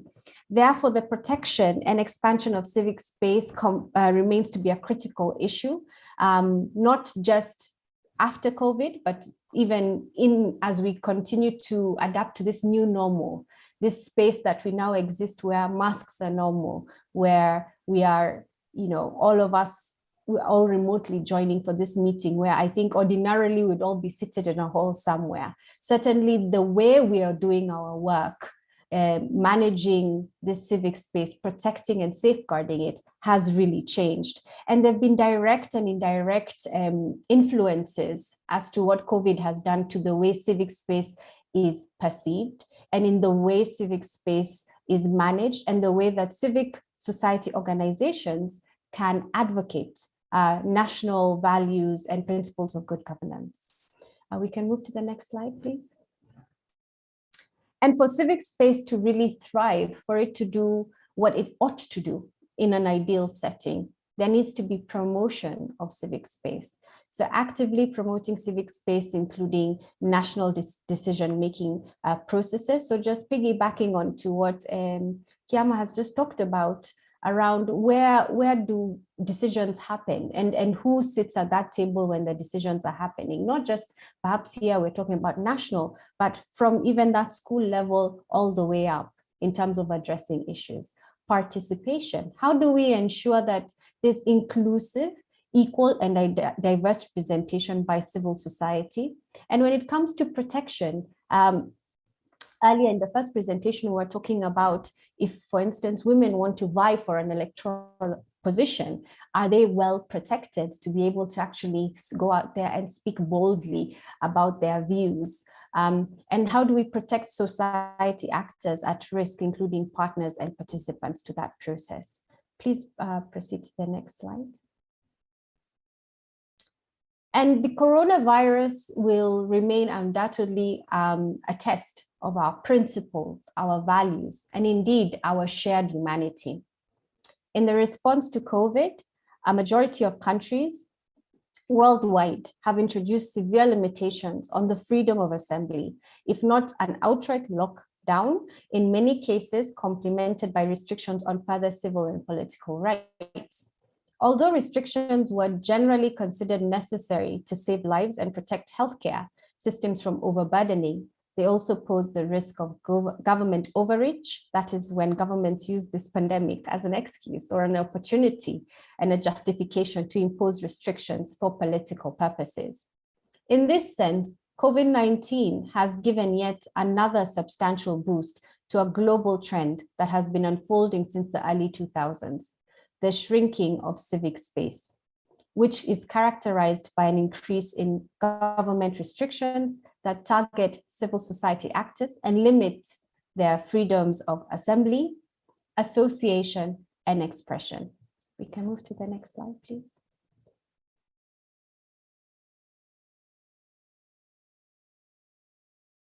And so when we think about civil society and civil society actors, and you know, I was just saying, this ordinarily would be in a room seated somewhere, and I'd be physically giving you this presentation.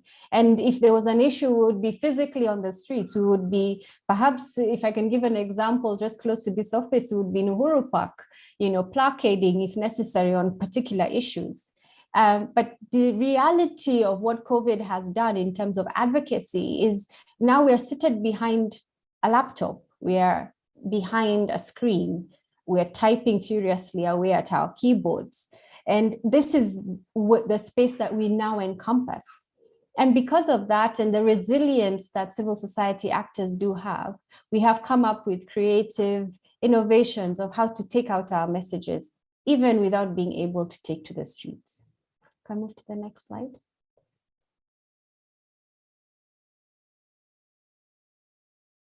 So how do you bring about change in a changed environment? Because this is the space we exist in, it's all different.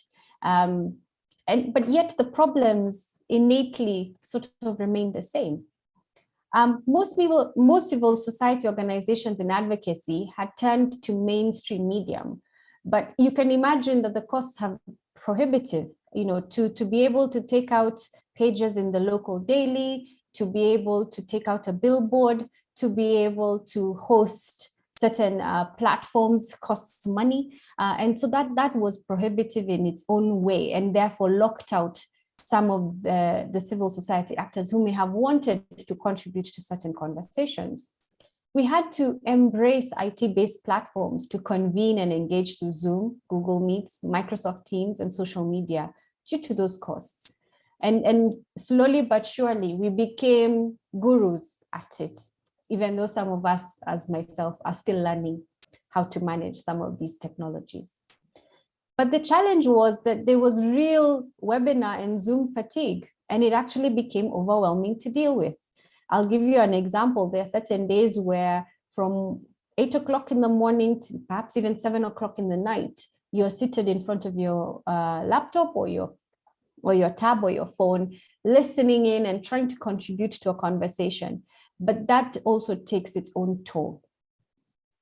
The other part of it is that perhaps some of these things that we discuss over these 2-hour calls would have been done very quickly on the ground with quick ease, because you'd be able to understand the dynamics better, and everybody who needed to make the decision would feel fully engaged and encompassed when the decision was made. So socialization of these new norms and supportive infrastructure, the internet, smartphones, and electricity is also a challenge to many grassroots organizations. The restrictions faced in travel and the new forms of infrastructure that I've just talked on, and the use of these new methodologies in normal days was difficult. So now you can imagine now where you cannot actually sometimes get to the communities that actually need you. For those organizations such as trade unions and organizations for mobilization, they are not able to meet as they usually used to do. And that, of course, dilutes what sometimes they are able to perform. Can we move to the next slide, please? So CSO resources now are converted in the time after COVID happened to helping citizens and the most vulnerable in the society with immediate needs. So things around, we were going to have an event, that money is shifted to, okay, there are these individuals and we have to help them because they're in a situation of dire need. And there was a deviation from planned activities and the traditional interventions. I will give you an example. For instance, a core mandate for Viwango is around assessment of civil society organizations. And that meant a lot of travel. Now that has had to change in the reality of COVID. And we've had to also look at how do we then continue our mandate, even though those planned activities cannot happen in the way originally envisioned. In CSO governance, when there was demolitions of homes in Kariobangi in 2020, we were not able to go to the streets and, make noise and make it hard that there was an issue here, which was a really useful tool for civil society. There's been misuse of county and national level funds. Sorry, is there a question? Okay. There's been misuse of county and national level funds, which has gone, I will not say unnoticed, but perhaps not as challenged as traditionally would have been challenged. KEMSA scandal, this is nothing new to anybody on the call today. And the management of advocacy on these instances where government would be forced to come to the table and forced to be transparent and forced to act would really be a difficult thing in this reality. So we can actually say that the pandemic, in a way, provided an opportunity for impunity, provided an opportunity for things to be done and covered up, and because you couldn't physically go and check, you couldn't assemble to discuss it. It was a secret because it was linked to something that the government was doing. It ended up creating a huge space for abuse. Congregation in itself is a tool.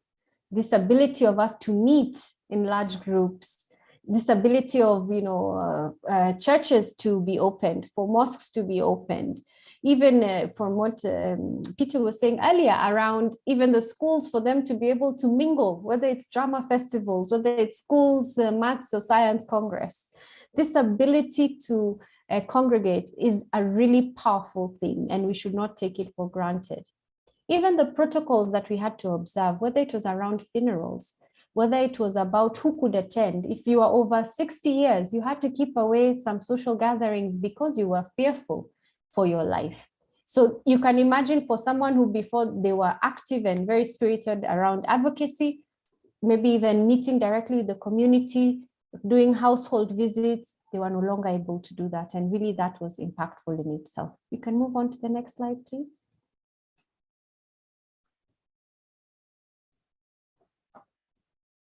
So when we talk about this civic space and how it contributes to COVID-19, and we've, all the other speakers have sort of touched on the right to participate, security for those who speak up, and freedoms of expression and assembly.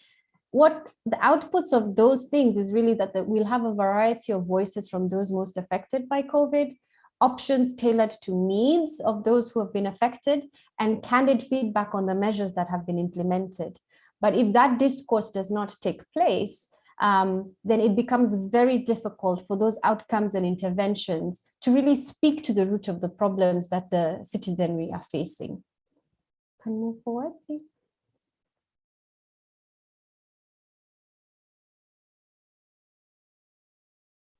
And specifically for civil society, our landscape has changed. Obviously, the most immediate one is the emergency measures that have been far-reaching, the closure of the physical civic space to assemble, and the fact that this has been enforced sometimes by the military or by violent repression. We just need to think of our own example in Kenya, where, I mean, even in Mombasa, if you can recall, there was the incident around at the ferry crossing, and citizens were being beaten quite mercilessly. And all they were trying to do was to get home. And you can imagine if you yourself as an individual are in that situation and you get beaten for just simply trying to get home, what does that mean? And if you're told it's because of COVID, you cannot even challenge the state, because now they have this blanket response to how they are managing the pandemic in that way. Please proceed. But in as much as maybe there's some threats and opportunities, let's see where we sit now when it relates to advocacy specifically. We've talked about these restrictions and the disruptions of operations in our programming and work. But the other thing that I really want to say is that organizations are really resilient. Civil society organizations, civic actors are resilient and are quickly adapting, agitating for permits from county governments and national government to continue their work on the ground. And it also should be noted that in some instances, it depended on the relationships that government had with organizations. I'm glad that IMLU are on the call today, but certain organizations, I think even I'll give an example of Muhuri in Mombasa. They really have had a difficult time with the government when it comes to some of these things, and that again in itself is a real threat to the civic space. Policy making has become less transparent and less easy to monitor around the concerns of decisions made behind closed doors. When Sarah was making her presentation earlier, she was talking about even who is constituting those bodies. How do they have a right to be in that composition without actually adhering to the gender principles that they ought to? Though there's been a lot of, but there has been a lot of peer community support, especially around basic needs and food and basic hygiene supplies, which is really commendable. But the technological barriers still exist and give privilege to those who are able to participate fully. And a large group are excluded due to lack of access, just as Josiah was speaking on earlier. And there's an element of self-censorship. When we joined the call earlier, there was a notification on all of your screens that this call will be recorded. This will be live streamed and put on forever on YouTube. How does that then create a level of self-censorship in what the advocacy space was before? Are people less able to speak as freely? Are they able to talk in a transparent way on these online platforms? And really that has been a concern, and I think continues to be a concern going forward with the use of these online platforms. Please move forward.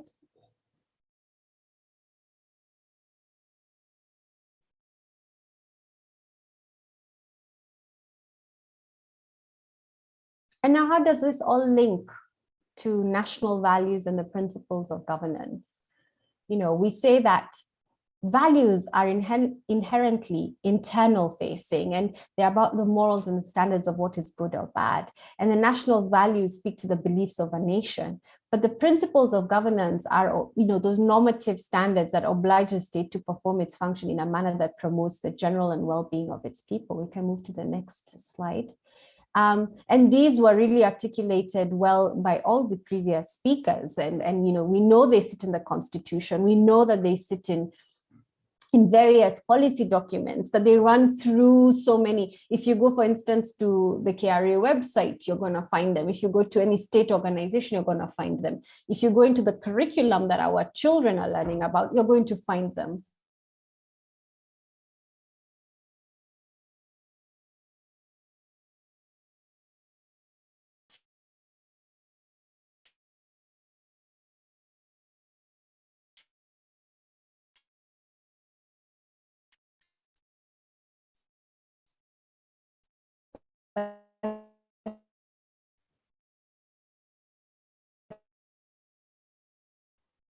Thank you. Hello, Nasri? Please go to the next slide. Sorry, I think there was an interruption on my end. Thank you. Proceed.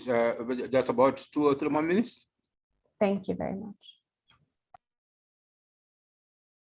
And, you know, we will not go into these, but these are really the national, you know, when we're thinking through all of these are really good things.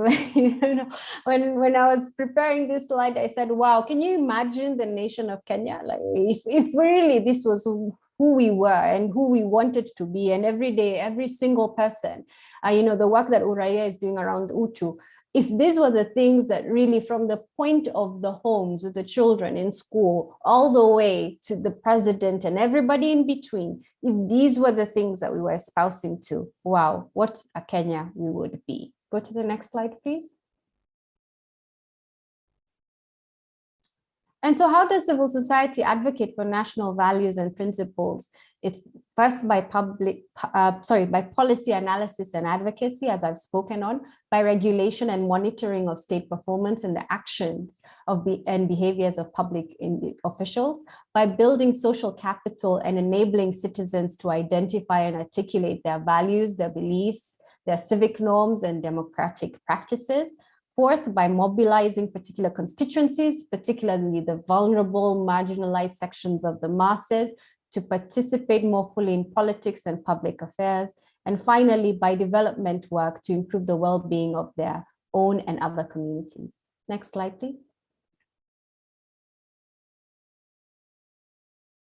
And so public advocacy is really integral as well, but transformation can only happen when the advocacy is people-centric.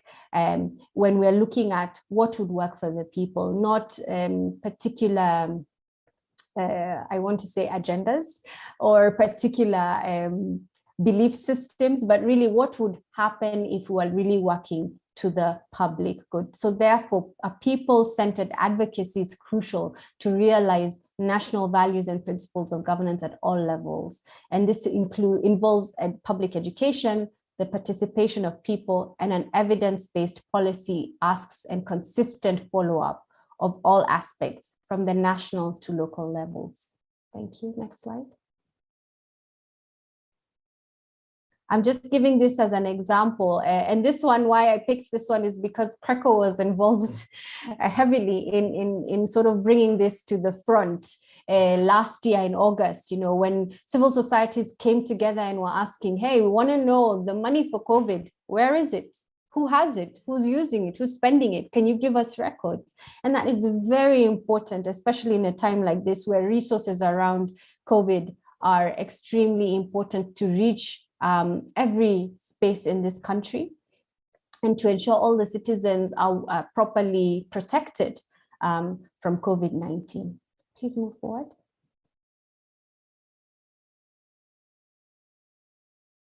And the kind of things that they were agitating for is the president must involve anti-corruption and oversight agencies, civil society and national coordination on the response to the coronavirus pandemic to steer comprehensive anti-corruption measures that will insulate COVID-19. If it's about the prices of, you know, the drugs and essential commodities, how does that work?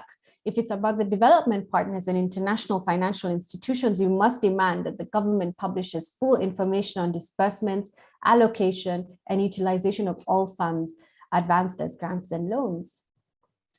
We also want the citizens involved in the making of policies to counter the virus because they have to live those, you know, within the boundaries of those policies. Please move to the next slide. And so the lessons learned from all of this is that, we need continuous research to evaluate and monitor the lasting consequences of COVID, related restrictions for civic freedoms, especially whether and why restrictions endure even after the immediate emergency situation. Second, important questions concerned around the responses of COVID-19, how CSOs adapt to the new circumstances, and how organizations and movements will mobilize against government overreach. Third, with a view of broader research agenda on shrinking civic space, it would be promising to systematically compare COVID-19 developments with civic space restrictions in post-terror attacks such as 9/11, in order to identify the potential specific logics for emergency-induced episodes. The next slide, please. The strength of existing networks, such as where we are today, and interdependence and multi-level collaboration of civil societies prior to COVID has helped and leverage these networks to continue to do good. For civil societies to continue to use advocacy in innovations such as online events as today to ensure meaningful engagement, but ensure grassroots who are not online are not left behind or silenced. And for policymakers to follow well-embedded structures, think of who you're not connecting to online because they need to be part of the engagement. Please go to the next slide. And so there's work to be done. The pandemic and the crisis has presented a challenge, but an opportunity to design and operate resilient and inclusive public infrastructure and effective institutions for handling crisis. The legitimacy of CSOs interventions are often fought by the state. For instance, the PBO Act has never been enacted to date, and yet that is a vital tool. And national values and principles of governance are core to our work as civil society organizations and will continue to be a critical body of work for the future of Kenya. Next slide, please. I'm sorry for overrunning my time, Joshua, but we now open the floor to questions. Okay, thank you very much, Wakili Nasri. There's Joshua, who is Joshua Changwon, and there's Josiah, who is Josiah Moto, but that's fine, it happens. Sorry about that. Just one feedback from one of the participants, Fatuma Namatsi, has spoken on behalf of participants. The presentations are so interesting. So thank you very much, Nasri. And if I were to look at your paper, there are two things I can say about them. One, it is that you are looking at the pandemic of unfreedoms, the pandemic of unfreedom. And the second one, which is very, very critical and crucial in terms of where we're moving next, is that COVID has brought in totally new changes. And I like a focus on continued research and studies. And so we are talking about BC and AC, before COVID and after COVID. Things are totally different.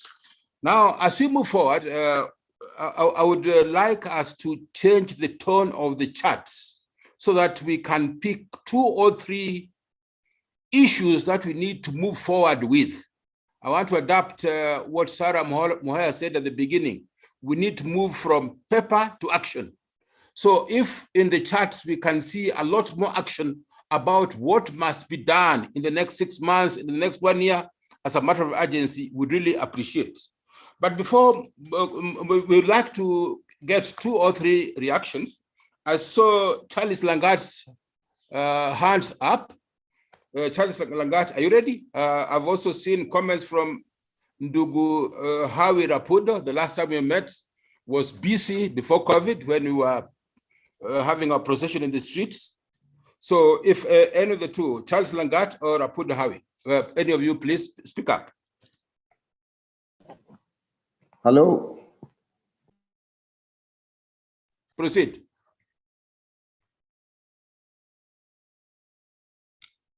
Proceed.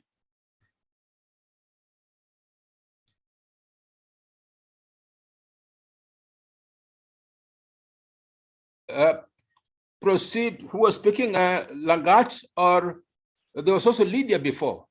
Anybody who can just quickly unmute, the airtime is yours. So I had a comment just to Kiama about the type of education we have and the unrest in schools. Do you hear me, sir? We are hearing you. We are hearing you.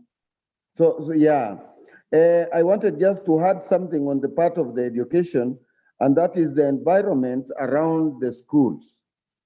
Because recently we got we caught a class 7 pupil selling bang in school, and the bang originated from around the school, the environment around the school. So they used the pupils to sell this bang, and you see, you cannot sell something which you cannot taste. So it is so sad that the environment around the schools, and they don't have that conducive environment for our pupils to continue. The other thing was the parents, where in fact, us as parents, we have lost touch with our children because we are ever busy. So you cannot even see your child. You come late in the evening and you leave very early in the morning before even your children wakes up. Those were 2 comments which I wanted just to contribute to the side of the last presenter, Kiama. Okay, thank you very much. We hope Kiama will respond to that point. Maybe 2 comments to Wakili Nasri. Amir Hawira Pudezia. Okay, thank you, moderator, and everybody that is listening. Nasri has really presented good, and even the other speaker, especially Kiama, who happened to augmented me a lot, and Josa. So the issue of digital space and civil society, it's important for civil society to take over the space because one, we've realized that we are moving towards election. And if we are moving towards election, there's possibility of having an internet shutdown. So if we are going to have an internet shutdown, how are we going to monitor what is happening? The second point that I wanted to bring in, which is also not been discussed here, that I felt that should have been discussed, the issue of bottom up and the 6,000. What do you think about it and what is being circulated in Twitter and other spaces? Thank you. Thank you very much. Next.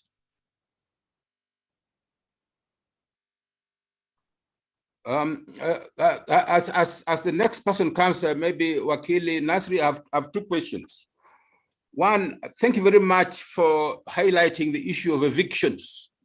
During the COVID, there were very, very brutal evictions in Kibos. They demolished a mosque and made so many families homeless. The same in Kariobangi and other places, Dipsy, Nairobi. And thank you for looking at it. How do we move forward in respect to the illegal evictions? Secondly, from the Viwango's point of view, we have heard of doctors and medical staff, medical personnel who contracted COVID. We've heard of members of parliament and politicians. I want to submit that the civil society was equally and even much more adversely affected. We have so many of our people in the social justice centers, in the slum dwellers, National Muungano and Vijiji, who were exposed and who contracted COVID during the high season. What measures would be in place to support CSOs who contract this virus?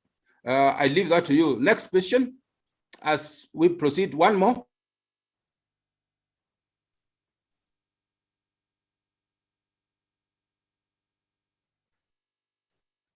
One more question. So, Wakili Nasri, you can come in before we go to general comments. Wakili Nasri, back to you. Okay. Thank you very much for those questions and the comments as well in the comment section. In terms of the move around the evictions, I think this was really an eye-opener for civil society, because by the time they were able to mobilize and even get the appropriate permits to be able to even go and assess what was happening on the ground, it was taking quite a large number of time. So I think this one is on us. The onus is on us, because we have to then bring in, how are we going to be reacting to issues like evictions going forward? Because the way we were doing it before simply is not responsive enough. It is not addressing the issues in the same way. And that, I think, requires us to then now agitate for the state to actually sit with us and understand, how do we then encompass this space together? Because the state also needs us, because they are not able to do what we do. And how do we make sure we have that conversation? So really, it's about policy setting. It's about having the conversation. It's about being innovative again with how we are addressing these problems. To the second one around the medical staff, and thank you for this, because truly and honestly, civil society are frontline workers without being called frontline workers. They have really been in the heart of it, in the middle of it, and really not able to step away, even in the way maybe some medics were able to say, if you don't give us PPEs, we won't work. Civil society organizations where someone was in the field, you are not able to do that. If someone approached you, you just had to talk to them. You had to offer them the services and the support that they require. I think there's a space here around this, a wider conversation around safeguarding, and how does COVID-19 now be incorporated within that conversation of safeguarding. Not only, I think predominantly the conversation has been outward to external, but how are we as civil society organizations safeguarding our staff? How are we ensuring that there are clear parameters of how we protect our staff members as they're going out there, as they're doing their jobs, as they're being selfless each and every day? So I think that really speaks to, again, another policy issue. And the revisiting and conceptualization of what that would mean in the context of COVID-19. In terms of also staff being well taken care of by the organizations that have recruited and hired them to certain roles. If you fall sick, what are we creating as civil society as a benchmark for, if you do contract the virus, how are you treated? Are you released? Is it an excuse to be fired? So these are really emerging issues. And I think, as I said, there really are so many trends and information coming out of the pandemic where that is going to force us to come back to the table and rethink and actually reformulate how we proceed with certain issues going forward. I hope that has addressed those two questions. Thank you very much. We are almost going to the section on the final thoughts.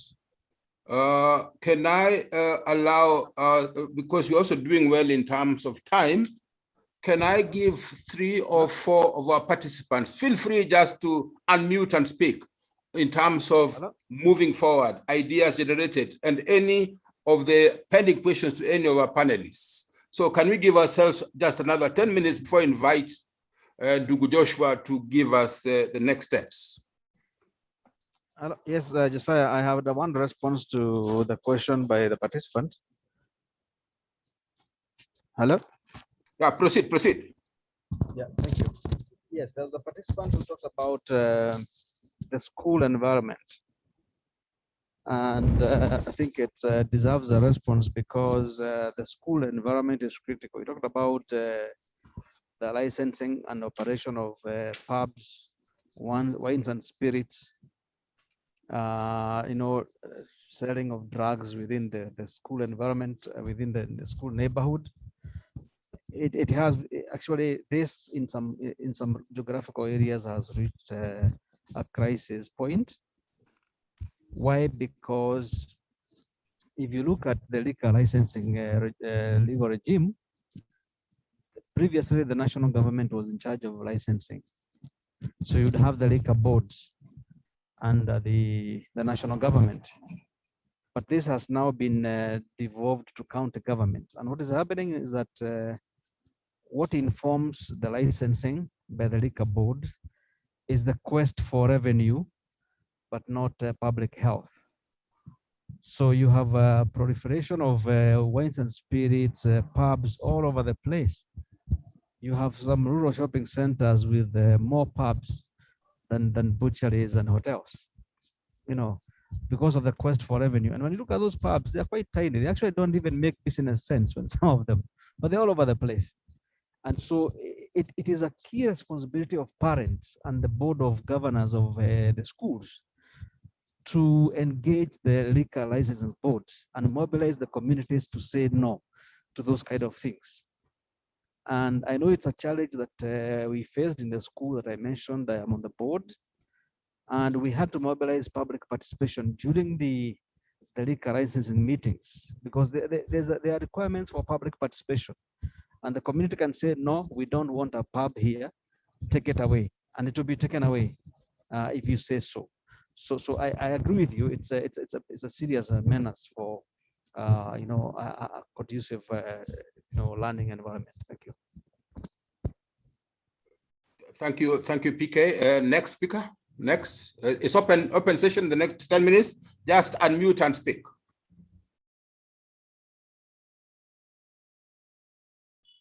Hii sasa ni kipindi cha lala salama. Tungejaribu kuwahimiza mfinye tumubonyeze hiyo kitu ya mute alafu muongee. Endelea mbele.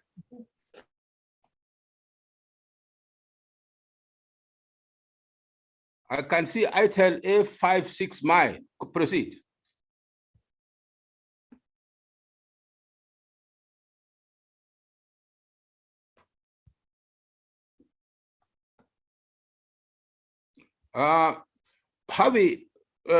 Hawi Mtetezi has brought in the issue of the 2022 campaigns. I think we cannot assume it is not with us, and you know it's going to be a values crisis. Wakili Nasri, what would you say about these early campaigns? The campaigns have already started, and the challenges in terms of the national values and principles that how we raised. Can you speak to that briefly? Thank you, Josiah, for that question. Yeah, I mean, you just need to turn on your TVs or listen to the news to understand you feel like the election is tomorrow, to be honest, with the fever of campaigns that is upon us. And I think when you look at this with the lens of the national values and principles of good governance, and you're looking at these individuals who are still in government and still, you know, agitating in this way, it sort of begs the question around, you know, there's issues around layers of integrity, there are issues around conflict of interest. And also there's also been the element of hate speech in some instances that is contributing to you know, some sputtering of violence has begun to emerge in certain sectors. So what does that mean for us as a country going forward into 2022? I think as civil society, it's to continue to be that constant checker, that constant to remain constantly vigilant around what we know happened before and what we don't want to see happen again. We need to ensure that, you know, our voice is not silenced, even if it is behind a computer screen, even if it is through a Twitter feed or an Instagram feed or a YouTube page, that we continue to effect the fact that, you know, these things are not going unnoticed. It's unfortunate, I think, that even the fever with which the political campaigns have taken has superseded public health concerns around COVID, around, you know, social distancing and the rest of it. And, you know, when you look at the amount of money also being spent, there's a sense of lack of accountability, because you have to ask the question, and there are policies in place, even from IEBC, around when campaigns begin, how campaigns are funded, who can spend what to what degree. And it seems that has all gone, you know, sort of out the window. But we have to just continue speaking, because our voices are important. Our voices continue to put the right conversations in the middle. And I think that is, because the kind of interventions that maybe would have worked before, we have to rethink it. We used to put people in a room and tell them, this is what you know, you're right, you have a vote, you have a right, you have an ID, go vote. You can see even the level of apathy, even with the registration that just took place with the recent concluded voter registration exercise. So we really need to think about what is the best way in the reality that we have to be those advocates for the rights of the voters going forward, the rights of the public in terms of access of information, transparency and accountability in this election season. Thank you. Thank you very much. Thank you very much, Wakili. Let us all clap for you. I know I'm the only one who is unmuted. I saw two hands, CRECO Secretariat, and then Ndugumoi, you will tell us something about how all these presentations link up with the UTU program that you are currently running. I've also seen Catherine Wende's hand up. So let us start with the CRECO Secretariat before we proceed. Moi, be on standby. Thank you so much, Josiah. I was just clapping for the nice presentation and the nice feedback. So Moi, go ahead.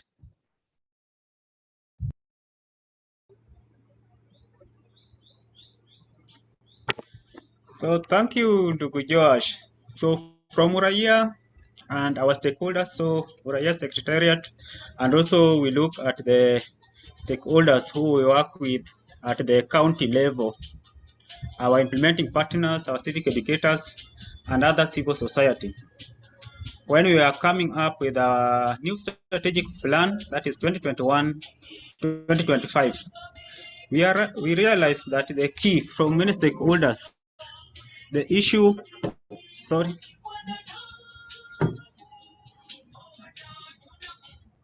So the issue which clearly came out when we look at all the issue, looking at accountability issues, looking at responsive from government or state actors, looking at issue of human rights, there came a key issue of eroded values.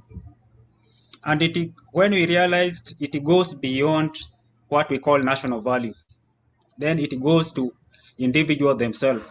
So that is where we came up with this program, which we want to implement together with our stakeholder about UTU. So UTU is simply, we are coming with a conversation since we have realized that there is a great problem in Kenya, looking at issue of adherence to law. Nobody is focusing on that. And this one is both from the citizens themselves and also from the state actors. So how can we now converse as Kenyans or as communities so that we look on what challenge we are facing? So the UTU project, mostly we are throwing it out to Kenyans to have conversations on how we can address this issue that is with us, where values are eroded, there's no respect for human rights, abuse, those impunity. So as ourselves as Kenyans, how can we come together and discuss and come with way forward? So like Uraia cannot address that one alone, Greco cannot address the issue of the values we're talking about. So as Kenyans, how do we come together, have these conversations and come up with way forward on how we can address the issues? So there were simple things when we talk about UTU, is that human dignity we are talking about. We are seeing what is happening at family levels, the abuse the women are going through, the abuse of the children, and all the others. When we talk about the electoral process, the same. We have the laws, but they are not being implemented.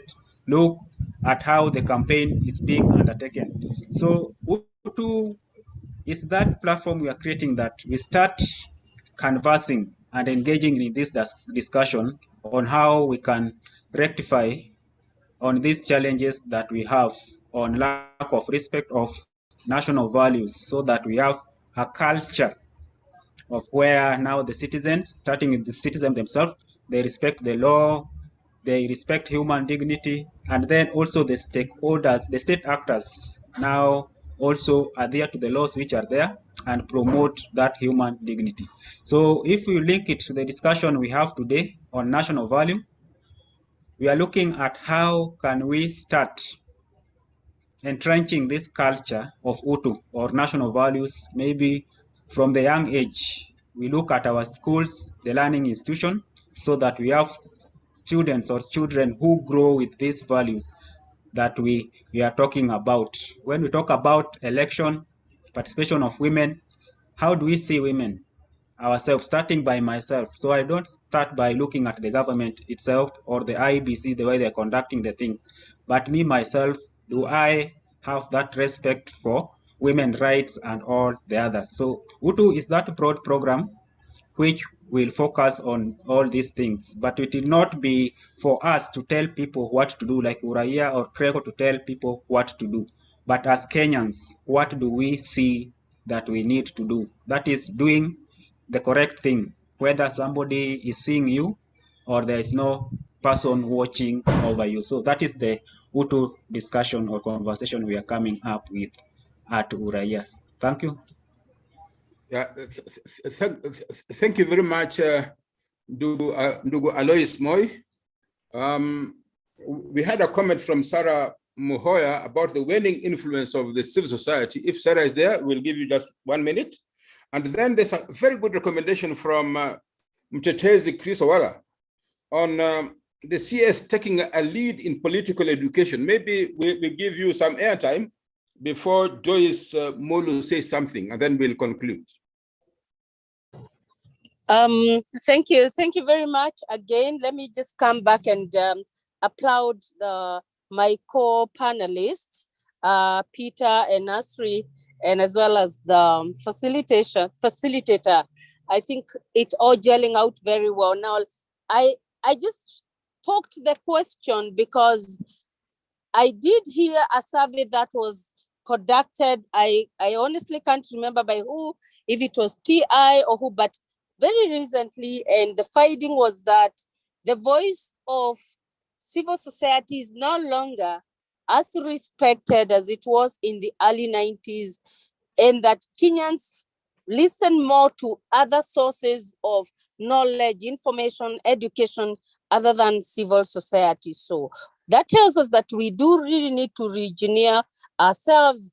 And my proposal, which I've also seen here, is that we do need to have common spaces to engage so that we can ask ourselves, how do we energize our voice? How do we recreate the moments of the Kifudha Kibwanas of this world, of the Willy Mutungas? How do we recreate those moments that gave the country the new constitution? And just recognizing that, of course, times have changed, ideas have changed, technology has come in, and so on and so forth.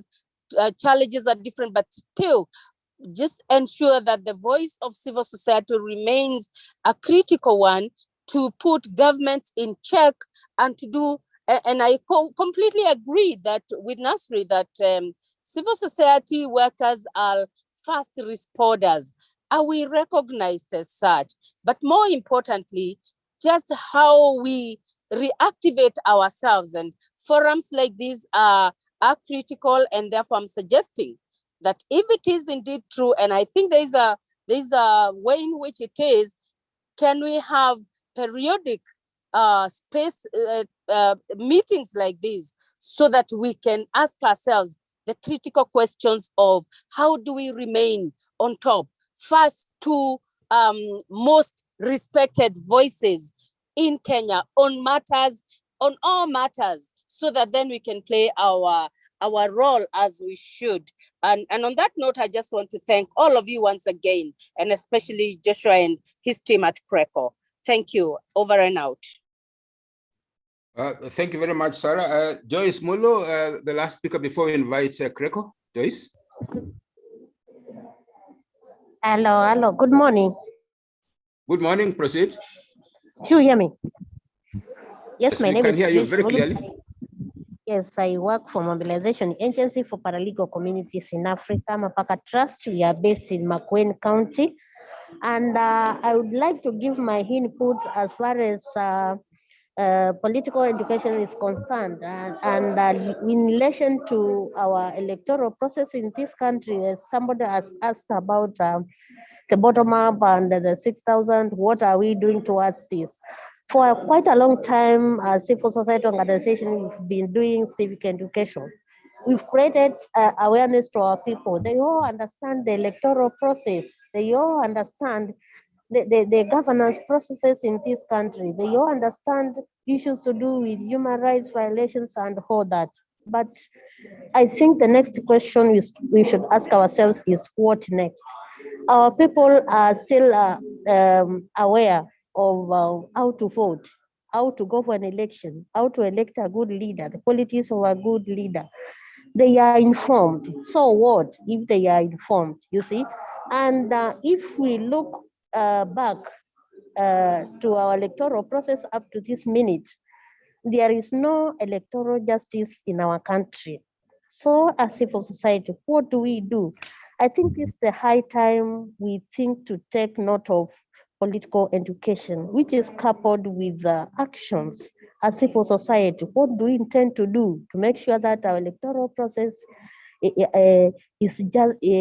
has justice? Because we've been doing awareness, we've been, talking to other bodies, to our leaders, but yet we find that when we go to elections, we are facing the same problems.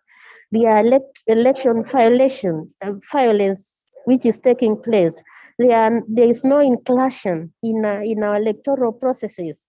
There is a missing link all over in our electoral process. So what do we do as civil society? It is the high time we join hands, we come together and draw a line on what Kenya we want as we go on towards election in next year in 2022. Thank you. Back to you, Joshua.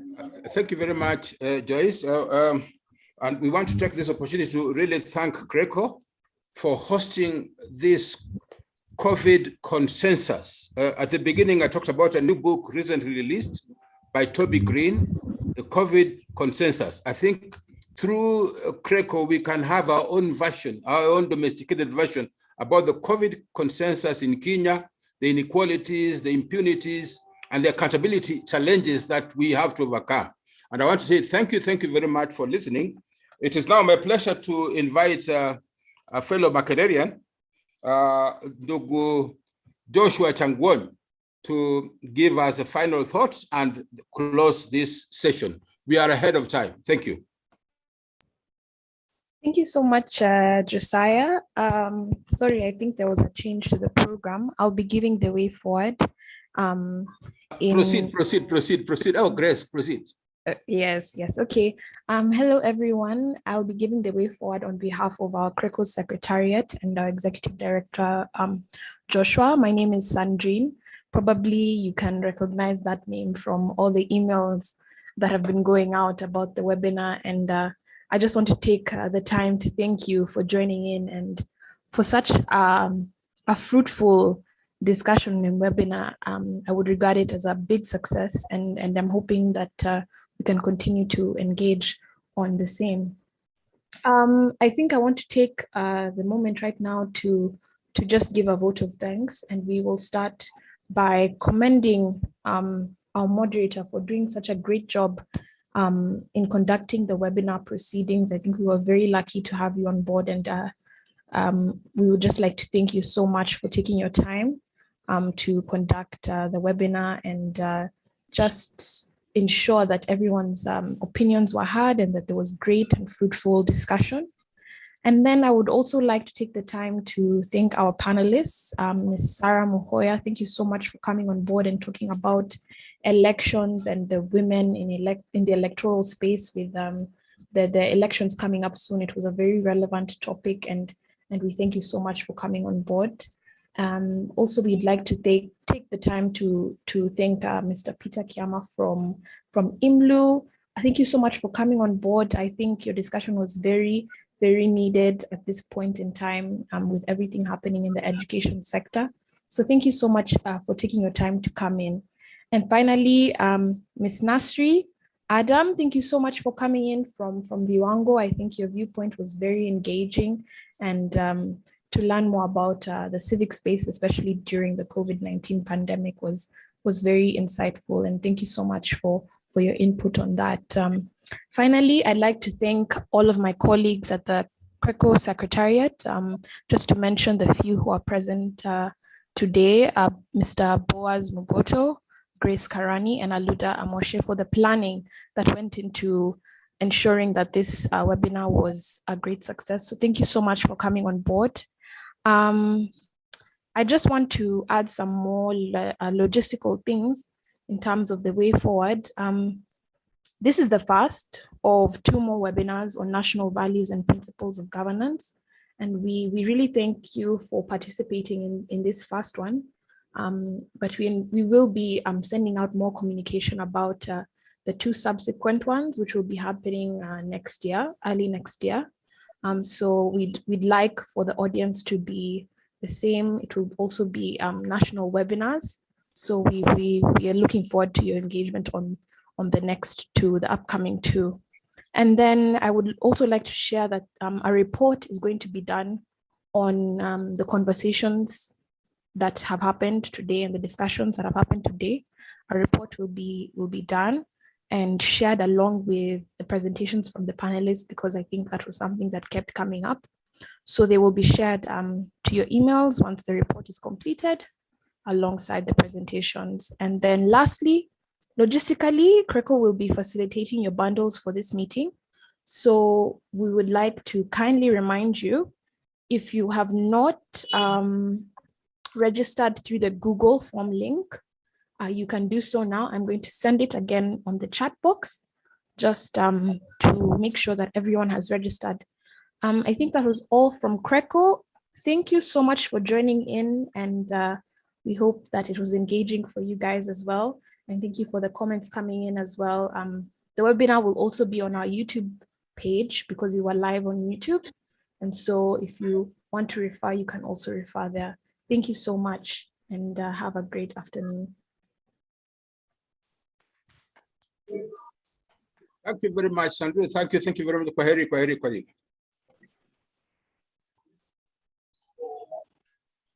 Thank you, and bye.